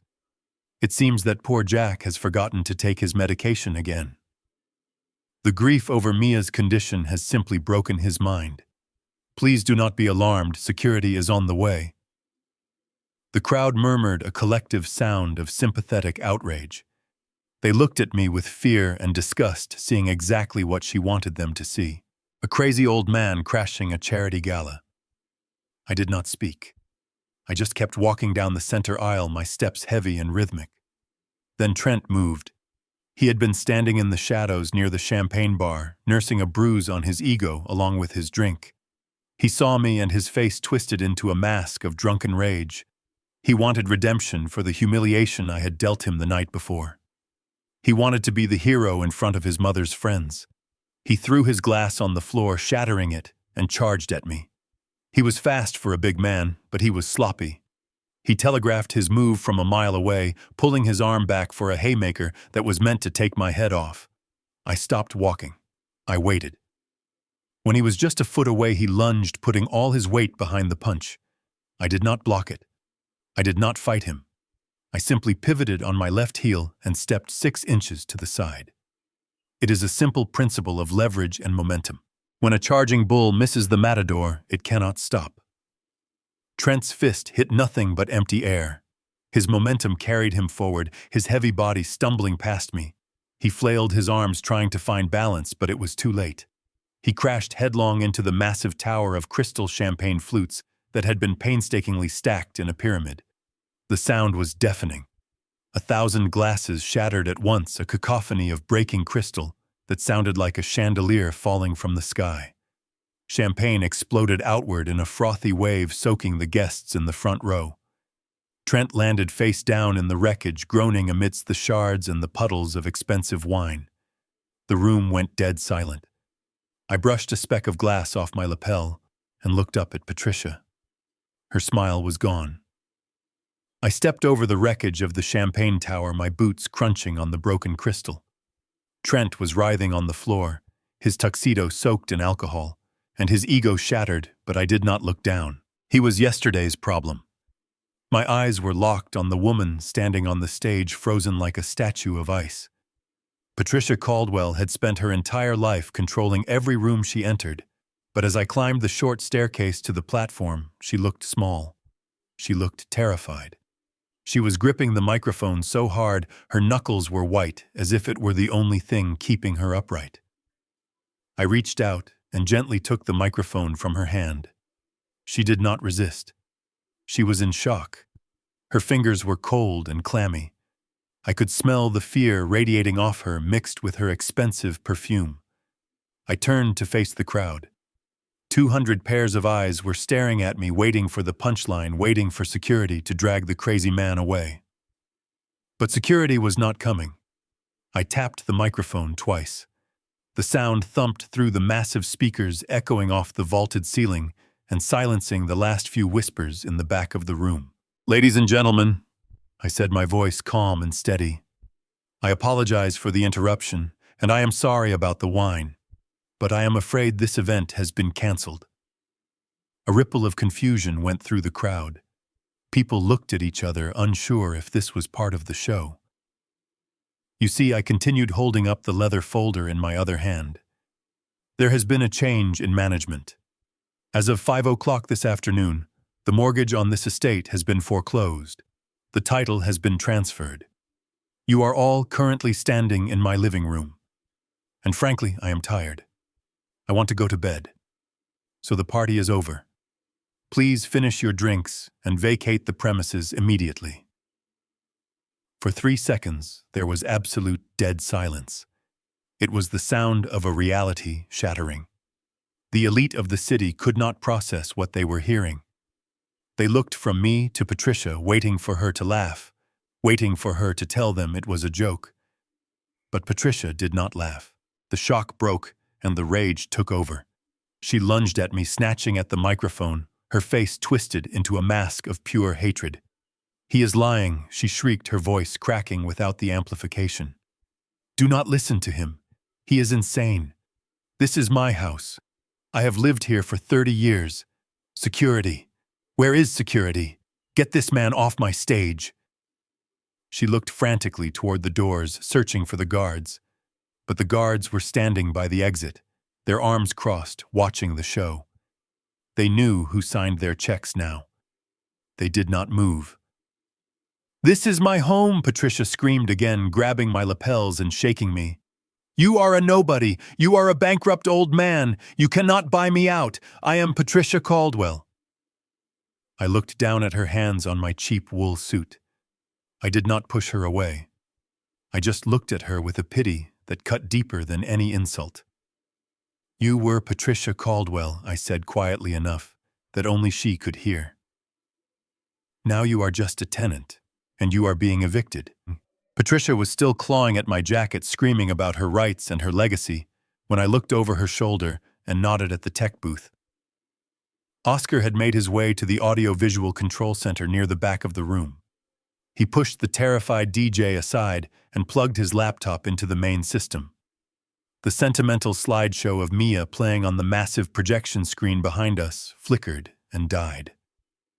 The image of my daughter's smiling face was replaced instantly by a document that was far less flattering. It was projected 10 feet tall for everyone to see. The header was bold and black. Notice of default. Below it were columns of numbers that told the true story of the Caldwell empire. 6 months of missed mortgage payments. 3 separate liens against the property from unpaid contractors. And a bottom line that showed a negative balance in the millions. The room gasped. It was a collective intake of breath from 200 people who realized they had been toasting to a corpse. Patricia turned around slowly. Her hands fell from my lapel. She stared at the screen, reading her own financial obituary. Her mouth opened, but no sound came out. The denial was dying in her throat. Oscar stepped out from the booth holding a microphone. His voice was calm, professional, and utterly devastating. "Mrs. Caldwell," he said, addressing her across the room. "As you can see from the bank records projected above you, your company has been insolvent for over half a year. First City Bank grew tired of your excuses. At 4:15 today, they sold the entirety of your debt portfolio to my client, Mr. Jackson Reed." Oscar pressed a button on his laptop. The image on the screen changed. It was the transfer document showing my signature next to the bank seal. "You owe Mr. Reed $18 million, Oscar continued. "And under the terms of the commercial loan agreement, Mr. Reed has exercised his right to activate the acceleration clause." A murmur of confusion rippled through the crowd. Most of them knew money, but they did not know the dirty mechanics of foreclosure. I took the microphone back from Patricia's trembling hand to explain it to them. "It means I am calling the loan," I said, looking directly into her eyes. "It means you have to pay me $18 million in cash right now, or you forfeit the collateral. And since I know you do not have $18 million, I am taking the collateral." I swept my arm across the room, gesturing to the crystal chandeliers, the silk drapes, and the marble floors. "I am taking the house, Patricia. I am taking the furniture. I am taking the cars in the driveway. It is all mine." Patricia swayed. She grabbed the podium to steady herself. Her face had drained of all color, leaving her looking like a wax figure melting under the stage lights. She looked out at the audience, at her friends and rivals. She saw the judgment in their eyes. She saw the disgust. She realized that the facade she had spent 30 years building had just been demolished in 30 seconds. She was not the queen of society anymore. She was a fraud, exposed in high definition. Her knees buckled, and she slumped against the podium, sliding down until she was sitting on the floor in a puddle of expensive silk. Patricia was barely a heap of silk on the floor, but her son did not even look at her. Bradley Caldwell did what rats always do when the ship hits the rocks. He scurried. He looked at the screen where his bankruptcy was glowing in high definition, and then he looked at me. He did not see a father-in-law anymore. He saw a lifeline.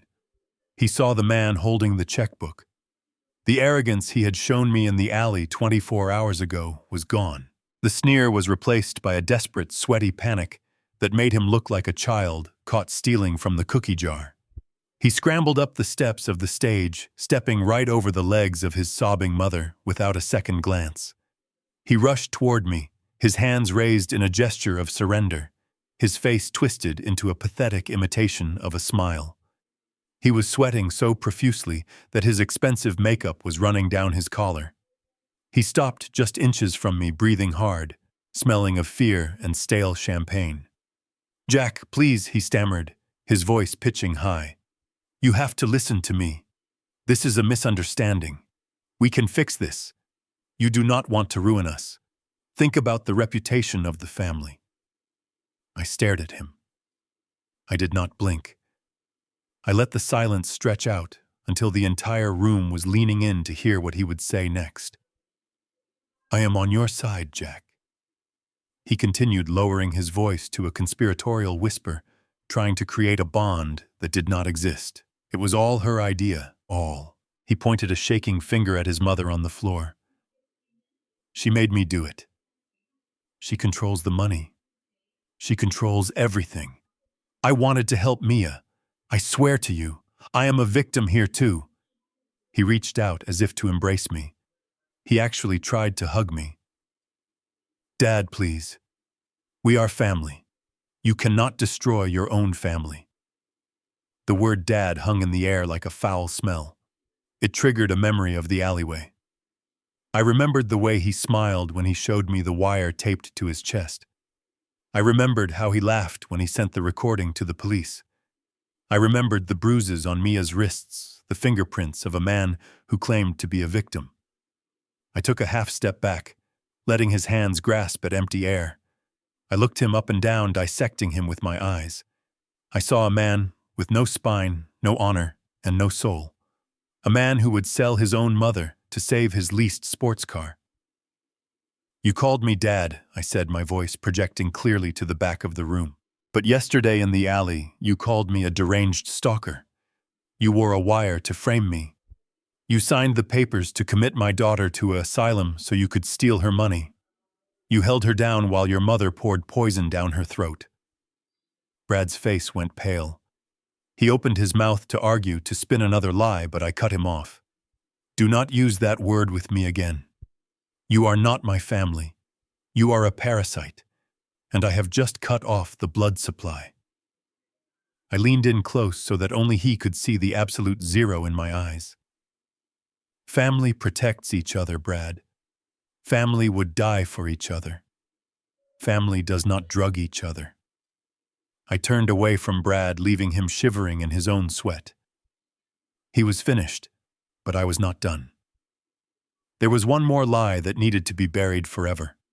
I looked up at the projection booth and nodded to Oscar. He knew what to do. The financial ruin on the massive screen faded to black. For a heart-stopping second, the ballroom was plunged into darkness and silence. The only sound was the soft hum of the high-definition projector warming up for its final act. Then a new image flickered to life.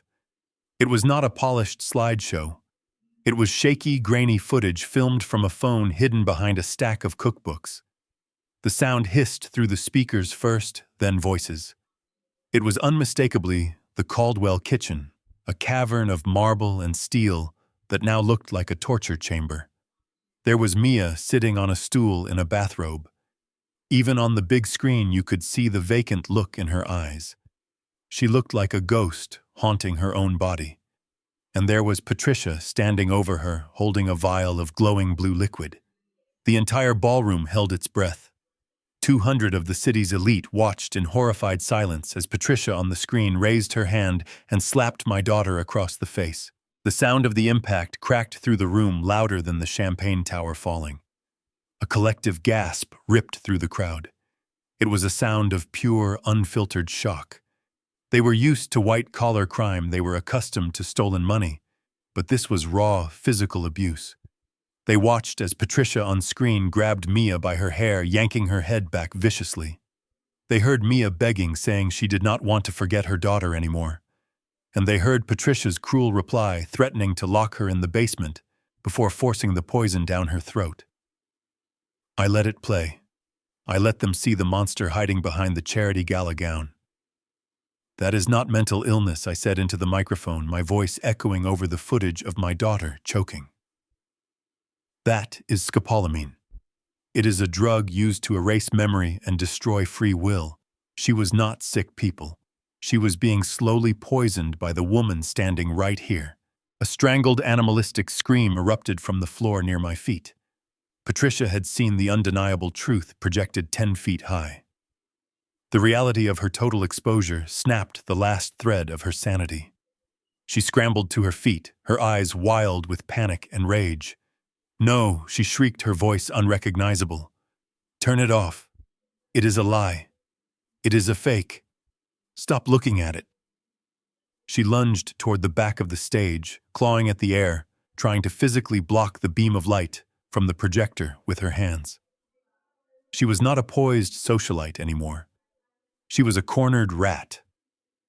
In her blind desperation, she caught the heel of her expensive shoe on the hem of her torn silk gown. She did not even have time to cry out. She went down hard, crashing face first into the base of the podium and crumpling into a heap on the stage floor, illuminated by the flickering image of her own crimes. Patricia lay on the stage, a broken doll in a puddle of ruined silk, trying to push herself up, but her legs refused to cooperate. The room was silent save for her ragged breathing and the hum of the projector fan. The guests were frozen, staring at the woman they had worshipped 10 minutes ago, now revealed as a monster. But the silence did not last. From outside the heavy oak doors came a sound that cut through the tension like a knife. Sirens.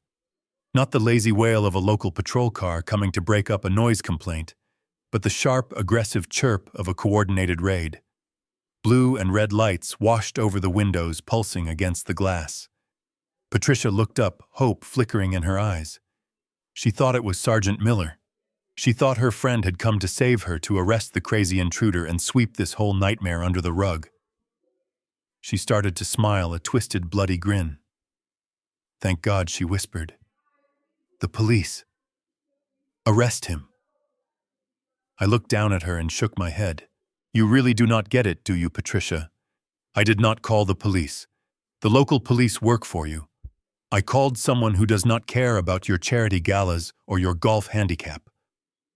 The double doors at the back of the ballroom exploded open. They did not swing. They were hit with a battering ram. Splinters of expensive wood flew across the carpet. A dozen men and women poured into the room. They were not wearing the beige uniforms of the local precinct. They were wearing navy blue windbreakers with bright yellow letters emblazoned on the back and chest. FBI. Panic rippled through the crowd as the guests realized this was a federal raid. People dropped their champagne glasses and backed away, raising their hands instinctively. But the agents ignored them. They moved with the terrifying efficiency of a wolf pack zeroing in on a wounded deer. They marched down the center aisle, their boots thudding on the carpet, weapons drawn but pointed low. Oscar stood up in the projection booth and crossed his arms. He had bypassed the corrupt local jurisdiction entirely. He had sent the bank fraud evidence directly to the Department of Justice field office. When you steal $18 million from an FDIC-insured bank, it is not a civil matter anymore. It is a federal crime. The lead agent, a tall woman with eyes like flint, walked straight to the stage. She did not stop to ask questions. She did not ask for ID. She knew exactly who she was looking for. She stepped up onto the platform and loomed over Patricia. Patricia Caldwell, the agent announced, her voice carrying to every corner of the room. "You are under arrest for conspiracy to commit bank fraud, wire fraud, and money laundering. Patricia scrambled backward, crabbing across the floor. "No, you cannot touch me. I am Patricia Caldwell. This is a mistake. Call the governor. Call my lawyer." The agent did not blink. She reached down and grabbed Patricia's wrist, twisting it behind her back with practiced ease. The sound of the handcuffs ratcheting shut was the loudest sound in the world. Click, click, click. Patricia screamed. It was not a scream of pain. It was a scream of disbelief. She was being cuffed in her own ballroom in front of the very people she tried so hard to impress. The cold steel of the bracelets dug into her skin, pressing against the diamond bracelets she had bought with stolen money. The agent hauled her to her feet. Patricia's gown was torn, her hair was wild, and her mascara was running down her face in black streaks. She looked out at the sea of faces, hoping for someone to intervene. But nobody moved. Nobody said a word. The Queen was dead. The ballroom was a cacophony of shouting agents and gasping guests. But amidst the noise, I heard a sound that stopped my heart cold. It was a high-pitched scream of pure terror. I spun around, scanning the room. While the FBI agents were focused on dragging Patricia off the stage and securing the exits, they had lost track of the one variable I should have neutralized permanently. Trent. He was not on the floor anymore. In the confusion, he had scrambled to his feet. He was desperate. He was a bully who had lost his power, and like any cornered animal, he was looking for a shield. He found one near the service entrance where the nanny had foolishly brought my granddaughter down to see what the noise was about. Trent lunged. He grabbed Lily by her small arm, lifting her off her feet. She shrieked, kicking her legs in the air, her pink dress swirling around her. Trent snatched a serrated steak knife from a nearby banquet table. He held the blade inches from her throat. "Back off," he screamed, his voice cracking with hysteria. "Back off, or I will cut her. I swear to God I will do it. Get me a car. I want a car out front now." The FBI agents froze. They had their weapons drawn, but they could not fire. Trent was using my 5-year-old granddaughter as a human shield. He was shaking so badly that the knife was vibrating against her skin. One wrong move, one sneeze, one sudden noise, and he would slit her throat by accident. The room went deathly silent again. The only sound was Lily sobbing. I felt a cold sensation wash over me. It was not fear. It was clarity. I looked at Trent. I saw the madness in his eyes. He was not going to let her go. He was going to panic, and people were going to die. I reached behind my back to the waistband of my trousers. I had lied to myself in the office. I told myself I did not need the gun, but 40 years of instinct had overruled my conscience at the last second. I had tucked the Sig Sauer into my belt before I left the car, because I knew that monsters do not go down with just paper. "Jack, do not do it," the lead agent shouted, seeing my hand move. "Put your hands up." I ignored her. I ignored the federal agents training their sights on me. I only saw Trent. I drew the weapon in one fluid motion. I did not aim at him. At this distance, with a shaking target and a child in the way, the risk was too high. I raised the barrel straight up toward the vaulted ceiling, painted with cherubs and gold leaf. I squeezed the trigger. The gunshot was deafening in the enclosed space. It sounded like a cannon going off. A chunk of plaster the size of a dinner plate exploded from the ceiling, raining white dust down on the crowd. "Drop it!" I roared, my voice booming through the ringing ears of everyone in the room. Trent flinched violently at the sound of the shot. He was a coward who liked to hurt women, but he had never heard a gun fired in anger. The shock broke his brain for a split second. His grip loosened. He cowered, covering his head instinctively, terrified that the next bullet was for him. That split second was all I needed. I did not shoot him. I walked toward him, my gun leveled at his chest. The look in my eyes told him everything he needed to know. I was praying for him to give me a reason. "Drop the knife, Trent," I said quietly, "or the next one goes through your eye." He looked at the gun. He looked at the agents closing in. He looked at me. He realized that his mother could not save him and his money could not save him. He dropped the knife. It clattered onto the marble floor. He pushed Lily away and fell to his knees, putting his hands on his head, sobbing like a child. Agents swarmed him, pinning him to the ground, but I did not watch. I holstered my weapon and ran to my granddaughter. I left the chaos of the ballroom behind me. I did not wait for the agents to secure the scene or for the paramedics to check on Trent. I had one goal left. One reason I was still standing. I sprinted toward the grand staircase, taking the marble steps 2 at a time. My bad knee screamed in protest with every impact, and my chest was heaving, but I did not feel the pain. Adrenaline is a powerful anesthetic when your child is on the line. I reached the second-floor landing and ran down the long hallway. The portraits of dead Caldwell ancestors seemed to glare at me from the walls, their painted eyes judging the man in the cheap suit who dared to storm their castle. I reached the end of the hall. The door to the guest wing where they had been keeping her was a heavy slab of solid mahogany. I reached for the handle, expecting it to be locked, but what I saw made my blood boil. It wasn't just locked, it was fortified. 3 heavy brass deadbolts had been installed on the outside of the door, not the inside. You put locks on the inside to keep people out. You put locks on the outside to keep an animal in. They had turned a bedroom into a prison cell.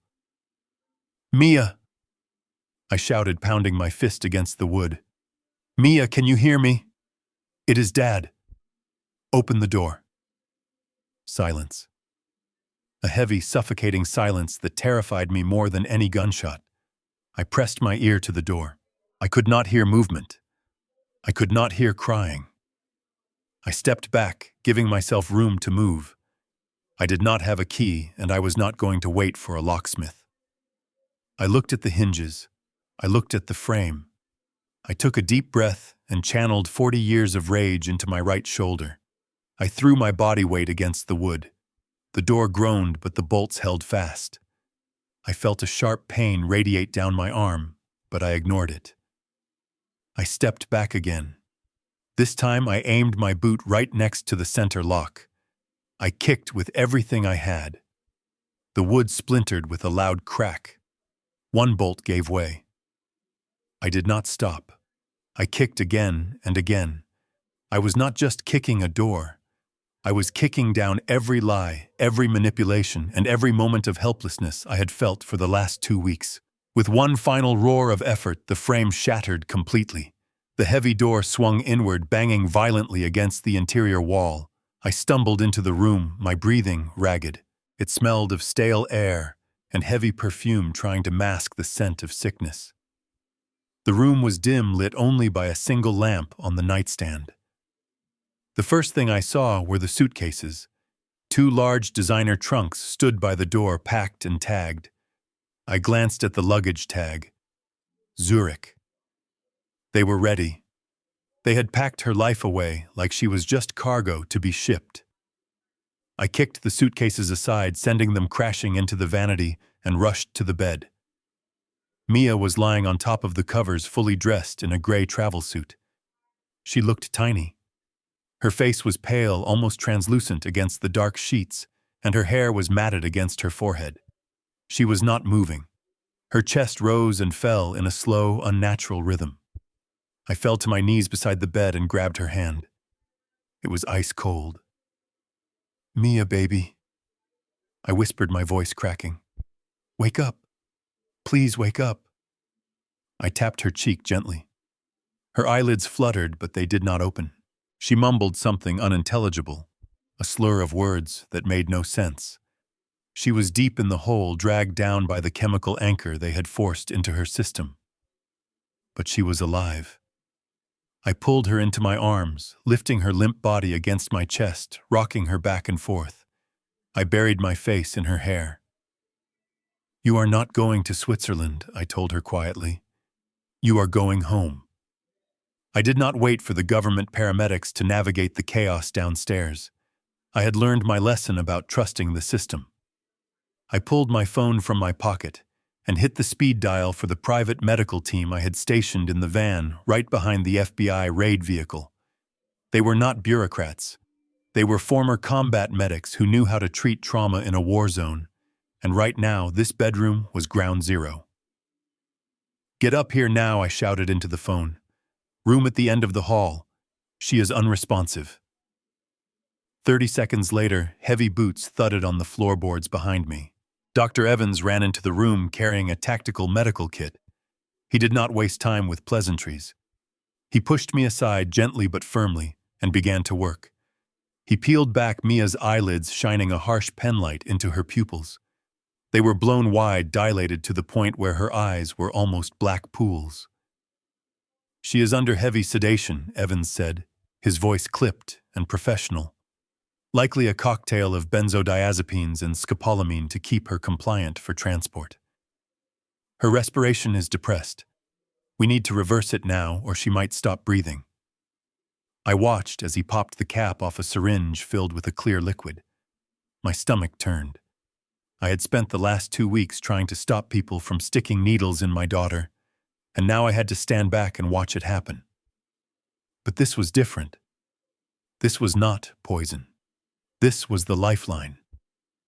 Evans found a vein in her arm, one that had not been abused by Patricia's nurses, and slid the needle in. I held my breath.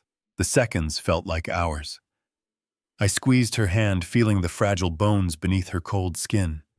I rubbed her knuckles, trying to spark some warmth back into her body. "Come on, Mia," I whispered. "Fight it. You are a reed. We do not quit." For a long, terrifying minute, nothing happened. The room was silent except for the distant wail of sirens outside. Then suddenly, a gasp tore from her throat. It was a desperate, hungry sound, like a swimmer breaking the surface after being held underwater. Her back arched off the mattress, and her fingers clamped down on my hand with surprising strength. Her eyes flew open. They were wild at first, darting around the room in panic. She saw the ceiling. She saw the broken door. She saw the strange man standing over her with a stethoscope. She tried to scramble back against the headboard, her breathing coming in short, sharp, hyperventilating bursts. "Mia, it is okay," I said, leaning into her line of sight. "Look at me. It is Dad. You are safe." She froze. Her eyes locked onto my face. I saw the fog clearing slowly. I saw the recognition fighting its way through the chemical haze. Her pupils constricted. Her breathing slowed. She reached up with a trembling hand and touched my cheek as if she needed to verify that I was real and not just another drug-induced hallucination. Her fingers were cold, but her touch was the warmest thing I had ever felt. She tried to speak, but her throat was dry. She swallowed hard and tried again. Her voice was raspy, a broken whisper that sounded like it hadn't been used in weeks, but the words were clear. "Connor," she whispered, using the middle name she only used when she was teasing me. Then she smiled, a weak ghost of a smile that broke my heart, and put it back together all at once. "I knew you would come," she said. I buried my face in her shoulder, and for the first time in 40 years, I let myself cry. I had lost my house. I had lost my savings. I had burned my life to the ground. But holding her there in that wrecked room, I knew I was the richest man in the world. The driveway that had been lined with Bentleys and Porsches just an hour ago was now a chaotic sea of flashing blue and red lights. The beautiful landscape lighting that was meant to highlight the architecture of the estate now only served to illuminate the crime scene. Oscar had made sure that the FBI were not the only ones invited to the after-party. He had called the wolves. The press vans from every major news network in the city were parked haphazardly on the manicured lawn, their satellite dishes extended like eager antennas waiting for the signal. I stood on the stone balcony of the master bedroom, the cold night air feeling good against my face. I was not alone. Mia was wrapped in a thick blanket, leaning heavily against my side, her head resting on my shoulder. In my arms I held Lily, who had finally stopped crying and fallen asleep, gripping my lapel with her tiny fist. We were a battered, bruised trio, but we were standing. Below us, the heavy oak doors opened, and the show began. It was the kind of spectacle that Patricia Caldwell would have hated more than prison itself. She came out first, flanked by 2 federal agents. She was not the regal matriarch anymore. She was a disheveled wreck. Her expensive gown was torn at the hem and stained with dust from the stage floor. Her makeup was smeared, and her hair, usually sprayed into an immobile helmet of perfection, was wild and tangled. The moment she stepped onto the porch, the camera flashes erupted. It looked like a lightning storm. 100 shutters clicked at once, capturing her shame in high resolution. Reporters shouted questions that cut through the night air like knives. "Mrs. Caldwell, do you have a comment on the fraud charges? Is it true you drugged your daughter-in-law? How much money did you steal?" Patricia tried to lift her hands to cover her face to hide from the judgment of the city she tried to rule, but the handcuffs kept her arms pinned behind her back. She had to walk with her head down, forced to look at the ground, as she was paraded past the very people she used to look down on. Behind her came Bradley. He was even more pathetic. He was openly weeping, his shoulders shaking as he was led toward the transport van. He looked at the cameras with terrified eyes, knowing that his face would be on the front page of every paper by morning. The golden boy was tarnished forever. And finally Trent shuffled out, his head bandaged from where he had hit the floor, his aggression replaced by a sullen defeat. I felt Mia shiver against me. I tightened my arm around her. "Do not look away," I whispered to her. "Watch them. I want you to see this. I want you to see that they are not monsters. They are just people, and they can never hurt you again." Mia looked down at the scene. She watched as the agents guided Patricia into the back of the armored van. She watched as the heavy doors slammed shut, sealing her tormentors inside a steel cage. For the first time in years, I saw the fear leave her eyes. The spell was broken. The looming shadow that had darkened her life was just a sad old woman in a police car. The sirens wailed as the convoy began to move, rolling down the long driveway and out through the iron gates. The reporters scrambled to their vans to follow the story, leaving the estate suddenly quiet. The party was over. The guests were gone. The music had stopped. I looked down at the empty driveway and then at the sleeping child in my arms. I had lost my house. I had spent every dime I had to my name. I was technically homeless and broke, but as I stood there on the balcony of the mansion I now owned, breathing in the clean air of freedom, I knew the truth. I had saved the only things that actually mattered. The Caldwells had the money, but they ended up with nothing. I had nothing, but I ended up with everything.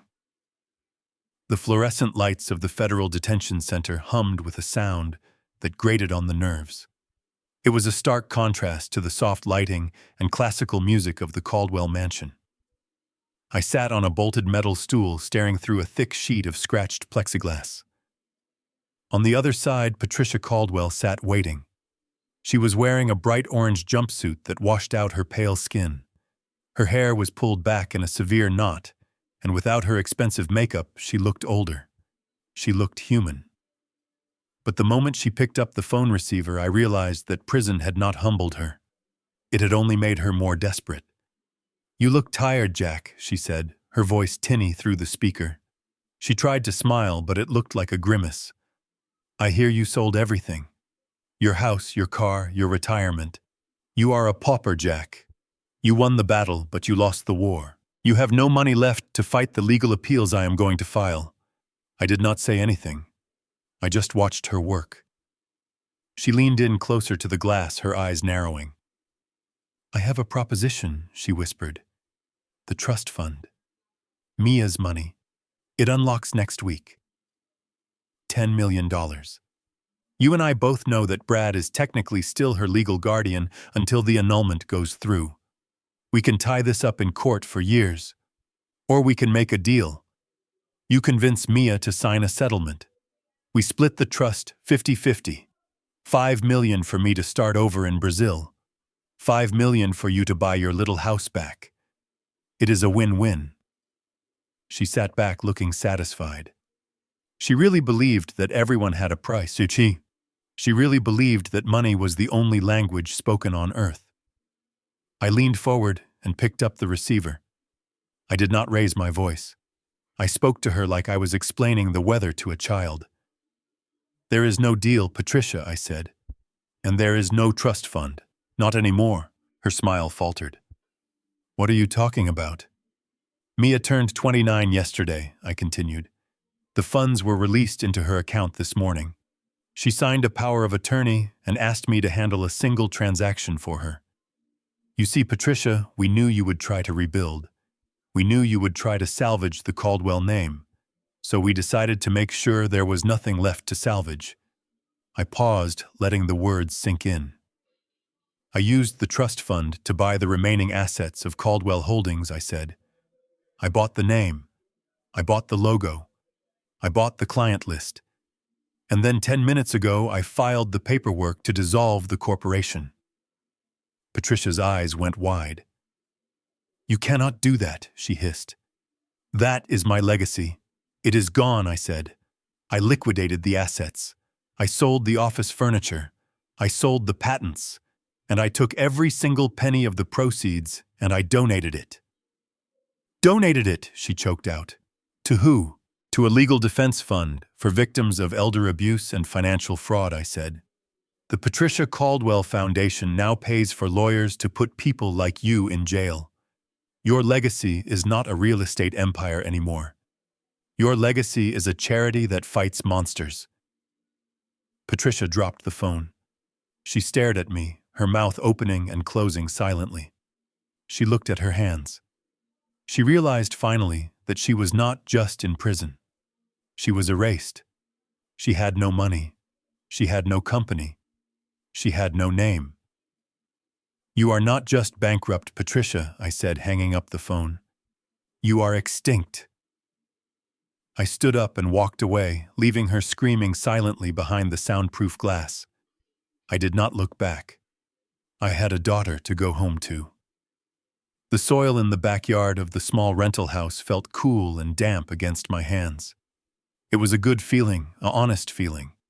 It was a long way from the marble floors and manicured hedges of the Caldwell estate, but to me, this patch of dirt was paradise. I dug a small hole and pointed to the sapling waiting in the plastic pot. Lily squatted down beside me, her little hands covered in mud and her face smeared with dirt. She was laughing. It was a sound I had not heard in a long time, a sound that washed away the memories of sirens and shouting. "Careful now," I told her, guiding her hands. "You have to be gentle with the roots. If you give them good soil and plenty of sun, they will grow strong enough to weather any storm." She patted the dirt down with the seriousness of a surgeon, and then looked up at me with big, bright eyes. "Like Mommy?" she asked. I looked over my shoulder toward the house. The screen door was open, letting in the breeze. Mia was sitting at the kitchen table. She was not the ghost I had found in that fortified bedroom. She had put on weight, her cheeks were rosy, and her hair shone in the afternoon sun. She was on the phone, her voice clear and commanding, as she directed the allocation of funds for the new women's shelter downtown. She had taken the wreckage of the Caldwell fortune and built a fortress for others. She was using the money that was meant to silence her to give a voice to women who had none. "Yes," I said to Lily. "Just like Mommy." We finished planting the row of tomatoes and washed up with the garden hose, spraying each other until we were both soaking wet and gasping for air. We ate dinner on the porch as the sun went down. Simple food. Grilled chicken and salad from a bowl that didn't cost $1,000. We talked about school. We talked about the weekend. We did not talk about the past. The past was a closed book sitting in a dusty evidence locker somewhere. By 9:00 the house was quiet. Mia and Lily were asleep, safe in their beds. The neighborhood was silent save for the chirping of crickets. I sat in the living room in my old armchair, the one I had bought from a thrift store to replace the leather one I sold. I was tired in the good way that comes from physical work and peace of mind. But old habits are hard to break, and a father never truly retires from the job of protection. I stood up and began my nightly ritual. I walked to the front door and tested the deadbolt. It was solid. I checked the windows, making sure the latches were secure. I walked through the kitchen, checking the back door. I looked out into the darkness of the yard, scanning the shadows, not because I was afraid, but because I was ready. I walked down the hall and cracked open the door to Lily's room. I listened to the steady rhythm of her breathing. Then I checked Mia's room. She was sleeping soundly, no longer needing pills to find rest. I stood there for a moment in the hallway, a shadow guarding the light. The war was over. The monsters were in cages. But I was still the gatekeeper. I walked back to my chair and sat down, placing my phone within arm's reach. I closed my eyes, finally letting myself drift off, knowing that if the world ever tried to break down our door again, I would be waiting. I used to believe that justice was a place. I thought it was a building with marble columns and statues of blind women holding scales. I thought it was a system you could trust, a machine where you put in the truth and got out a fair verdict. But I was naive. 40 years of watching the world work should have taught me better, but it took seeing my own daughter in a cage to finally understand the reality. Justice is not a destination. It is not a gift that society hands you because you were a good citizen. It is not a right. Justice is a commodity. It is something you have to buy. It is something you have to build with your own bare hands, using whatever raw materials you can scrape together. Sometimes you build it with money. Sometimes you build it with evidence. And sometimes you have to build it with violence. It is not polite, and it is not clean. It is a dirty, desperate grapple in the mud, where the only thing that matters is who is left standing when the dust settles. The Caldwells thought they owned justice because they owned the judges. They thought the law was a wall that protected them from the consequences of their greed. They did not understand that walls can be breached. They did not understand that a father with nothing left to lose is a force of nature that no statute or loophole can contain. I did not beat them because I was right. I beat them because I was willing to burn down the entire forest to kill the wolves. I look at my hands resting on the arm of the chair. They are old hands. They are scarred and weathered. They have held steering wheels and forensic reports and guns. They have signed away a lifetime of savings, and they have held the trembling body of a daughter who came back from the dead. They are empty now, but they feel heavy. They feel the weight of what I had to become to save her. I had to become the thing I hated. I had to become a shark. I had to become a criminal in the eyes of the polite society. But then I listened to the silence in this house. It is not the silence of an empty nest. It is the silence of peace. I hear the refrigerator humming in the kitchen. I hear the wind rustling the leaves of the tomato plants we put in the ground. These are the sounds of a life reclaimed. I balanced the ledger. I audited the account of pain and suffering, and I made sure the debt was paid in full. I looked down at the leather-bound book on my lap. It is an old habit keeping a log of the case, but there are no more entries to make. The investigation is closed. The suspects are in custody. The victim is safe. There is nothing left to analyze. I close the book. The sound of the cover snapping shut is soft, but it feels like a gavel striking a bench. It is finished. I reach out and find the switch on the lamp. The light clicks off, plunging the room into darkness. But I am not afraid of the dark anymore. I lean back in the chair, and for the first time in a long time, I close my eyes without looking for a way out. Screen black. This story teaches us that true wealth is never measured in bank accounts or real estate. The Caldwells possessed millions, yet they were spiritually bankrupt. Jack lost every dime he owned, yet he walked away the richest man alive because he saved what mattered most. It reminds us that justice is not always given. Sometimes it must be taken by those brave enough to fight for it. When the system fails, love becomes the ultimate law. Family is not just about blood. It is about who shows up for you when the darkness falls, and who is willing to burn down the world to keep you safe. If this story of justice and redemption moved you, please like and subscribe for more, and tell us in the comments, what is the one thing you would sacrifice everything to protect?